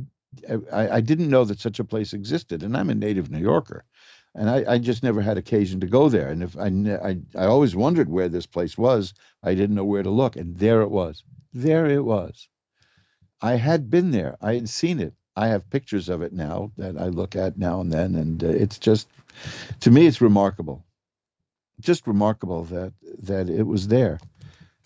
Now, when did I see it? Interestingly enough, there are no cars in my dreams when I see it. There are horse-drawn carriages. So you see, this is what we're carrying. Now, obviously, this would be a comparatively recent thing. I'm not looking at memories from DNA that were stored 600-700 years ago. I wouldn't mind doing that. But between our dreams and things like tarot cards, I think we can access this.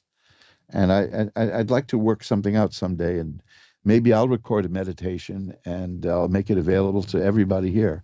And we'll do the research. What do you think of that? If I may, let me know. My email is asktarot@earthlink.net, or you can find a contact page at my website. Obviously, I wasn't a technician in a previous life. If there is a previous life, I think my previous life, like your previous life, is everybody's life before you. But that's neither here nor there. But I will make that available when I get that ready, do that meditation, and anybody will be able to download it and slap that in a music MP3 type player if people are still using those with earphones and earbuds. See, I'm getting hip now, right? Earbuds. And then we'll see if you pick up memories, and then we'll discuss that, and we'll see. Maybe that would be a good thing for a seminar that we could do, a webinar. Why don't we kick that around? Because I would like someday in the future for somebody to be strolling through the Museum of Epigenetics and say, and this wing is dedicated to the listeners of Ask One Radio who proved that there is such a thing as memory embedded in the DNA. So there, let's all make history. Well, I've been talking long enough now. This is what happens when I miss a few shows. I was on last week, of course, but I had missed about a month of shows before that, owing to wonderful illnesses. But I'm back, and I get full of chat, as they say. So let's do this. Let's ring a bell 3 times to declare sacred space so that we can get right smack down to our first reading for the night. Here we go. And let's see, what do we have now? Okay, we have Savannah in Easton, Maryland. Hi, Savannah. You're on with Reverend Elliot. Hello. Hi, Savannah. Sorry to keep you waiting. I'm a real babbler sometimes, and I today was enjoyed one of hearing it. Oh, thank you. Today was one of those days. So, what can I look at for you? I'm gonna just let the universe tell me what I need to hear, whatever comes to you. Nothing in Okay, specific. let's see what we've got here. These are some interesting cards, and I'm going to ask you in a very circumspect way because it's strange here. The first is the Nine of Swords. That's a card of sorrow and sadness. Did something bad happen to you recently? Maybe not me, but the people around me. Oh, so there is some sadness around you. That's something going on. Okay, because the next card is a card I rarely get. It's the Hanged Man. And that is a person who is making sacrifices and deliberate sacrifices. You're giving something up in order to get something else. Does that fit what's going on in your life now? Yeah, sort of. Okay. The rest of the cards here are interesting. The King of Swords is telling me the court cards and the swords especially. Swords are mental activity. The court cards, the king is about the manifestation, the appearance. Those cards go from the knight, which is potential, to the queen, which is stabilizing, to the king, which is control and mastery, to the page, which is the appearance, the actual appearance of. Well, so what this is telling me with the King of Swords is that you're really developing and mastering a new way of thinking and a new way of seeing the world. And the next card is the Eight of Cups, which is a person who is either doing this now or ready to do it or considering it, which is leaving things in life that aren't working for you and going to something better. Because you're seeing things very differently now, and you're growing and changing, and you want something better, and you're working towards getting something better. Now, am I in the right ballpark here? Yep, you're on the nail. Okay. And after that, which is fascinating, is because this is purely an intellectual thing. Your mind is changing. Your mind is growing. You're seeing things differently. But the Knight of Cups is here. And remember, the knights are the potential beginning of something. And cups, unlike swords, which are mental activity, the cups are emotions and emotional activity, sometimes even romance. But what it's telling me is that the way you're growing mentally is going to lead to a rebirth of wonderful happiness and emotion in your life, that things are going to be very good emotionally. Now you're working towards that. In other words, you're going to feel a lot better. Okay. And you're working at it. This is your doing. Now, I want to tell you one thing I see here that I don't particularly like, but there's really not that much you can do about it, except maybe if you're perceptive enough, judging by these cards, to know about what I'm going to tell you. There's somebody around you, at least one person, who is spreading gossip about you, maybe sneaking around, not acting in your best interest. Do you get that feeling that there's somebody doing that? Yeah, probably. Well, without my knowledge, yeah, probably. Yes, yeah, exactly. This is a person who's sneaking around. I don't see that being very successful at all. I think that person is headed for trouble, because the next card for that person is the Judgment card, which is getting what you deserve for what you're doing. And I don't think, you don't worry about it, is what I'm saying. I'm only bringing it up because I think that you're aware of it, that you feel it, that there's somebody who's doing things behind your back. And, when we get that feeling, the first thing we think is we must be paranoid. Maybe I'm crazy, but I think that, that kind of thing. But the cards are telling me that there is at least one person who's doing that. Now, that is not out of the question.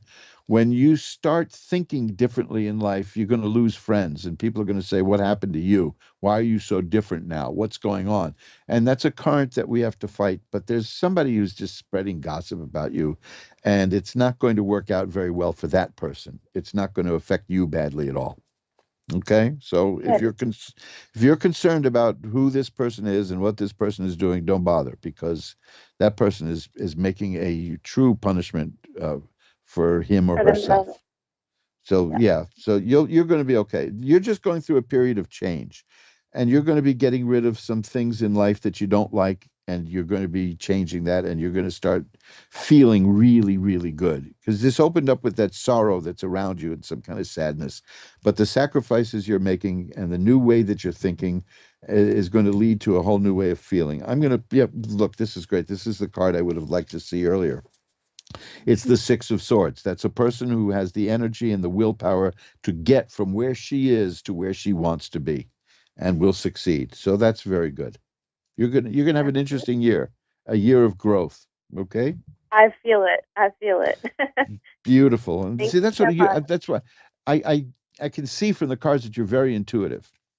That's why I wanted Yes. to Well, when mention you that. were saying the stuff about the person or whoever's out there speaking ill will of me, I mean, You there's probably a few people that I could think of that it could be, but I'm not worried about it because what comes around goes around, you know? So Yeah, well, I yeah, know I'm a good person and I put good out into the world, and that's all I'm worried about, you know? it's not going to go well for them. That's all I can tell you from from that. So, I mean, like, that's rude to say, but good. That's what they get, you know? Maybe they'll learn a lesson from it. yep, that's the lesson to be learned. Is that there's a lesson to be learned. That's the first thing. So maybe they will learn. Maybe they'll be better for it. Um, I just don't see them succeeding. I mean, I see them. The cards I have are kind of difficult for them, you know. So you'll be fine. Just keep in mind that the efforts that you are making to improve the way you're doing things and your life are going to be successful, and they're showing success right now. In fact, okay. Awesome. Thank you. Happy New Year. Happy New Year. Bye bye now. And let's shuffle up the cards again. You're listening to Reverend Elliot's Magical Window with me, Reverend Elliot, the friendly neighborhood esoteric blabbermouth. I get into this. I always think, what the heck am I going to talk about? What am I going to say? What is there to talk about? And the next thing you know, I'm giving you a rant about the Spanish Inquisition and epigenetics, which now I'll probably be up all night trying to design a meditation that we can all do. If you have any suggestions about that, please let me know. I mean, it's not like I'm going to use it to make a fabulous sum of money, because I'm going to make this available to this meditation I do. When I do it, I'm going to make it available to everybody at no charge, because that's the kind of hairpin I am. I think. You see, that's the kind of language I think I used in about 1919. So there you go. Amy in Jackson, Michigan is next. Hi, you're on with Reverend Elliot. Hi. Thank Hi, you for Amy. taking my call. Hey, that's what I'm here Hi. for. Happy New Year. Happy New Year to you as well. Thank you. What can I look at for you? I have a question regarding, I don't know if you can get, I know there's timing involved with an injustice of a situation that needs to be resolved involving myself and my kids. Okay. Well, let's see what we have here.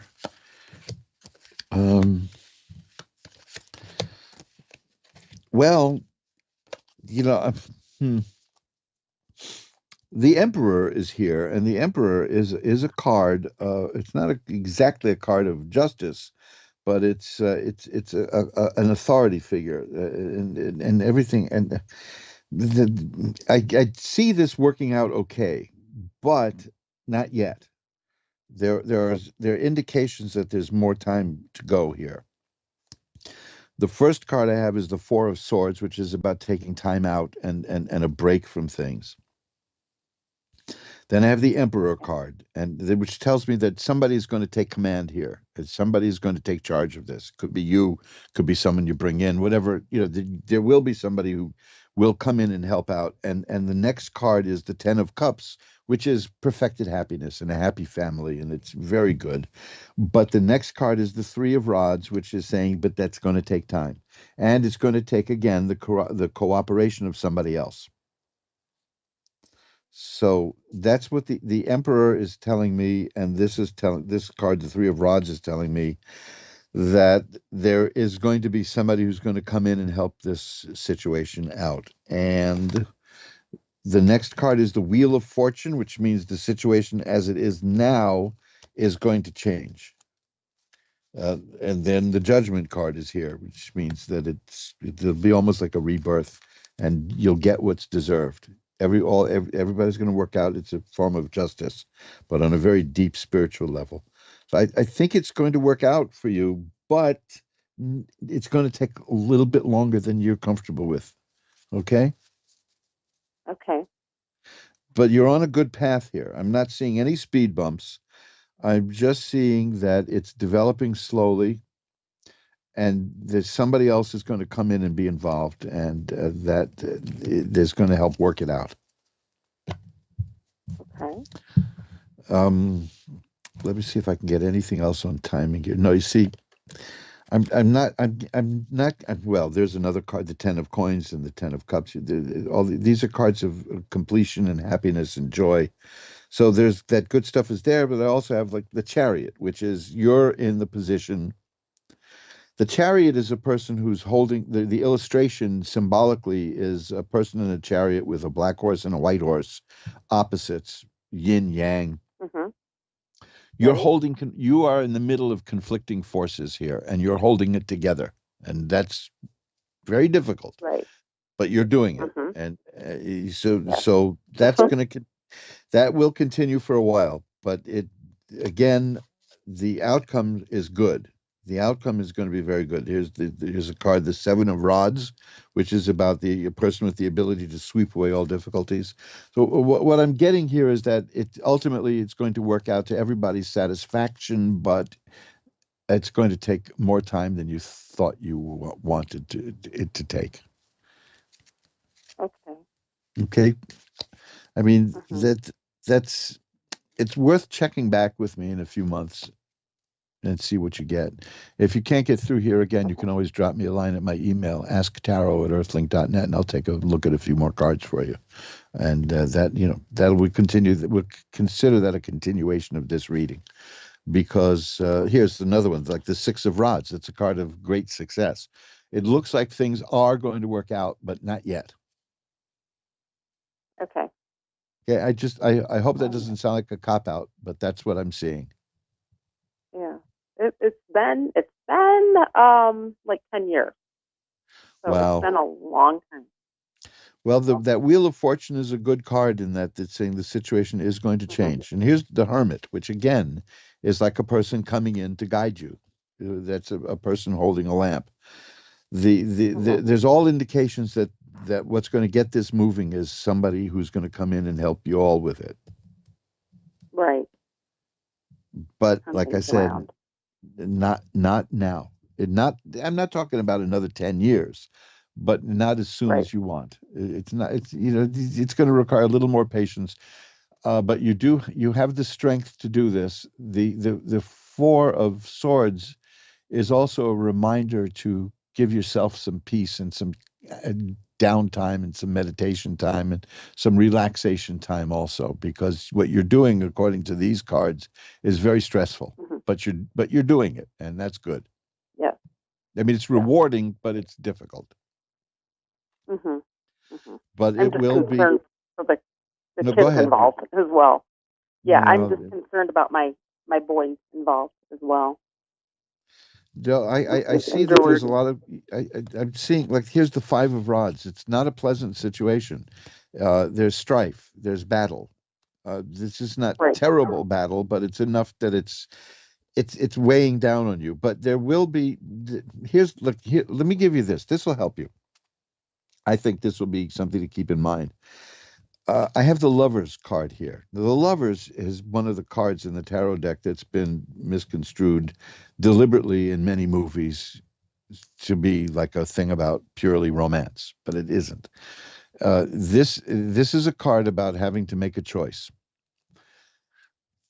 You're going to know that this is approaching a resolution when you're faced with a very deep choice that you'll have to make about the situation. So then you'll know that it's starting to come together. Because I really don't like giving readings that say, well, this is going to happen, but it's going to take a longer time than you thought, because that's just so open-ended and vague. So I like to look for some kind of hint as to when you can recognize that time. And the Lover's card is here. And there's the Hierophant, which is a card of religious authority, but it's again on the larger level, it's an authority figure. This is, again, there are 3 cards now telling me that somebody is going to come in with you, not against your will. I mean, somebody who's going to help you work it out. You'll know that that time is coming because you'll be asked to make a very deep personal choice. And don't let it freak you out, because I see that you're going to do the right choice for whatever it is you need to do. But just know that when that choice appears, that's the sign that the time is coming for this thing to start moving into a resolution. Okay. Does that help? Yeah, that's helpful. Okay, so keep that in mind. And like I said, drop me a line anytime you want, and I'll, after some time goes by, a few weeks, a couple of months maybe, and then if you can't get through again, and I will be more than happy to pull a few cards for you, and we can see if this thing is getting off the ground and moving. Just remind me, because I do so many calls and I don't catalog them all in my head. Just remind me about it, and I'll be more than happy to look at some cards for you and consider that a continuation of this reading. Okay, I appreciate it. Thank you. Best of luck to you. Bye-bye now. And let's shuffle up the cards for a moment here. And let's see what we got here. There we go. Corinne in California is next. Hi, you're on with Reverend Elliot. Hi, so glad to be here. Happy New Year. Happy New Year. What can I look at for you tonight? Let's see.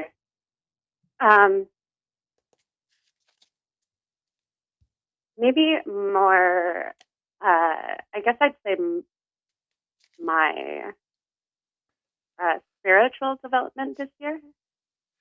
Okay, let's see what we got. Well, that's interesting. These are some interesting cards here. This is, spiritually speaking, first off, I got the 6 of Cups here. The 6 of Cups is about influences and memories from childhood. So there are things that you've wanted to do for a long, long, long time in your life, and I think you're planning on doing them, and you're going to do them. Is that something that's coming up? Yes, very, very much so. Okay, well, you're going to be happy with this. I've got the 10 of Cups, which is great happiness. I have the Star, which is a card of optimism. And then I have the Justice card, which it's an interesting card to appear here, because it's as if somebody has not treated you fairly, but you're going to get justice for that. In fact, you're going to be quite successful in getting justice for that. Is something like that going on in your life now? There's quite a few of those scenarios going on, and especially the last few years. Well, these cards show that it's going to work out okay. The World card is a card of assured success. The Justice card, of course, tells me that. Here's another, the 6 of Rods, which I just had earlier for another caller, is a card of triumph.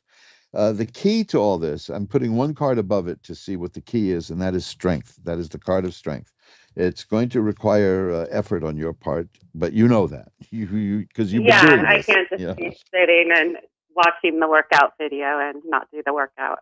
Yeah, I know that feeling. Believe me, I know that feeling. But I think you're going to be fine. The spirituality is going to come from the things that you want to connect with from your past.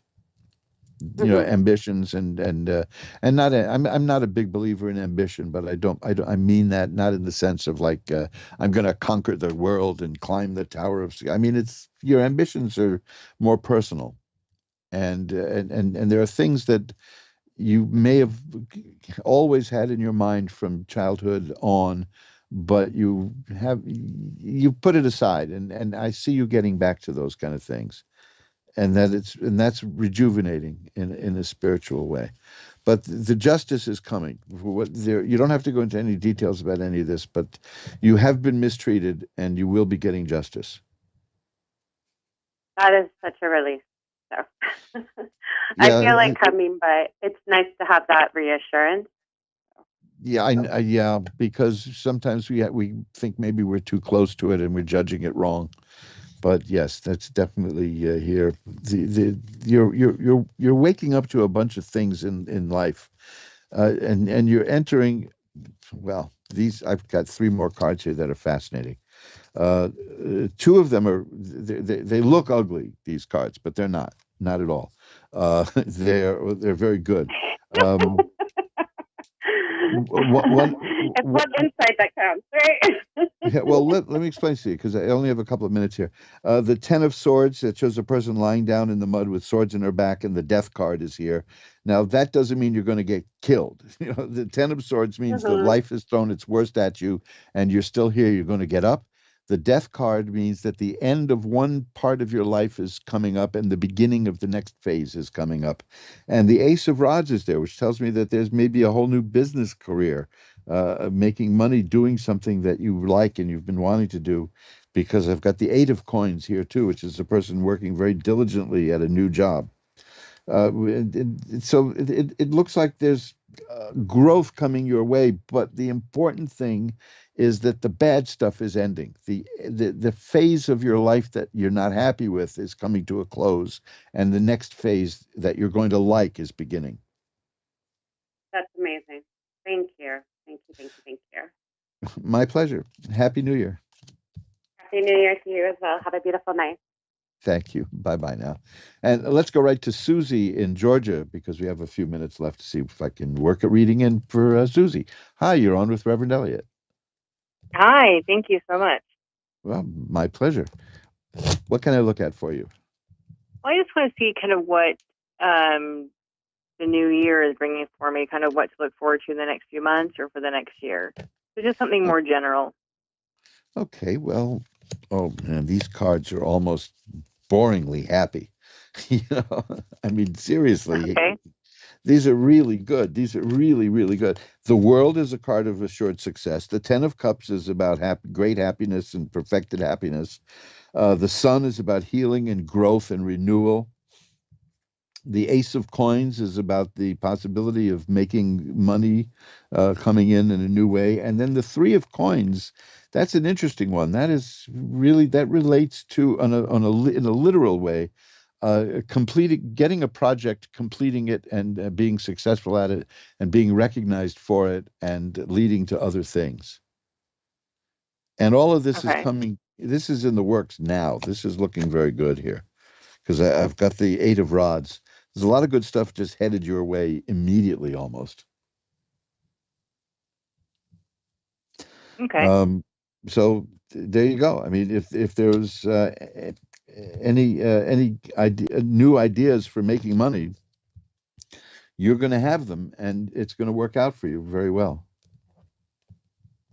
Okay. Well, that's good. So as far as like changing a career or just something more on the side? It's about the money more than just like a new career. It does tell me that there's an opportunity is going to come up, and it could be within what you do now, or it could be new. That we'd have to take a long look at another. I'm running out of time here, right. But I can tell you this: the 7 of Cups is here, and the cups are important. The Ace of Cups. The 7 of Cups about a very fertile mind, a good imagination, a way to see many possibilities and do many things. and the Ace of Cups, which is the beginning of emotional satisfaction and joy and happiness. These are all coming your way, and that's just really nice stuff. Like I said, there's health and healing and growth and happiness and success and more on the emotional side than the practical side, but the practical side is there because that's the coins. But it's looking very good for you. I've got to run, but that's what's you're good. It's going to be a very interesting year for you. In short, just in terms of your emotional life, it's going to be quite good. Okay. Well, good. All right. Well, thank you so much. Thank you for calling, and I'm going to light a candle because I don't have much time to talk to you. I'm going to light a candle as soon as I'm off here. It's a white candle to send some positive energy your way. How's that? Thank you so much. I appreciate it. My pleasure. Bye-bye now. All right. And folks, that's it. We've come to the end of another edition of Reverend Elliot's Magical Window, show 360 or something like that. I've lost track at the moment. But they're all over there at the archives at askoneradio.com. And let's see, what I got a couple of minutes here that I can tell you. I am working on something, by the way. I'm restoring a book, which is something that I need to do for myself because my vision has been severely restricted in the last year and change. About the last year and a half or so, my vision has been severely limited. But I'm restoring a book. I've got the scans of the pages. It's a book from 1833, and I'm doing that, and it's going to be something interesting. It's a very influential book from 1833. So, but that would be a good price for it too, by the way, wouldn't it? 1833. But it's about solitude, and I'm bringing that up because we touched on this in the other shows and briefly last week, that people are feeling so disconnected now, especially because of the lockdowns and because of working at home, and people feeling alone. And there's a mental health crisis cooking right now. That's part of it. And this is a book about an old book about what being alone does. The good stuff and the not so good stuff, but it's worth seeing the good stuff. Personally, I've got the makings of a hermit, so that's right up my alley. But I will let you know as that passes. As that progresses, I may have an introduction that I'll append to it, but probably not because it's a big enough book, and it's been around a long, long time, and there are certain copies available elsewhere. But they're bad. They're very bad-looking copies, and that's why I'm doing a digital restoration, and it's going to be as good as new. And I will let you know about that too, because solitude is important, but it's been imposed on us. In all of this, they said, well, when they did the lockdowns, well, we're going to get poetry and symphonies and all that, and what we got was, suicides and angst. I know one person who wrote a play during the lockdowns and actually got it produced. Lucky dog. That's a good thing.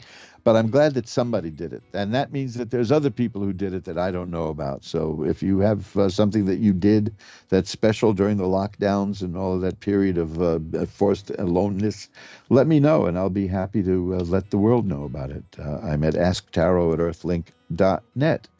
So I am out of here until next week. Until then, if you, my email again is asktarot@earthlink.net. If you want to know more about what I do, that's magic, magick-works.com, and go to the occult jewelry page there, because there's a sale going on, and I've put about 4 or 5 new amulets there. So I'll see you next week, and I look forward to it. And remember, who you are is the universe's gift to you. Who you become is your gift right back to the universe. Bye-bye now.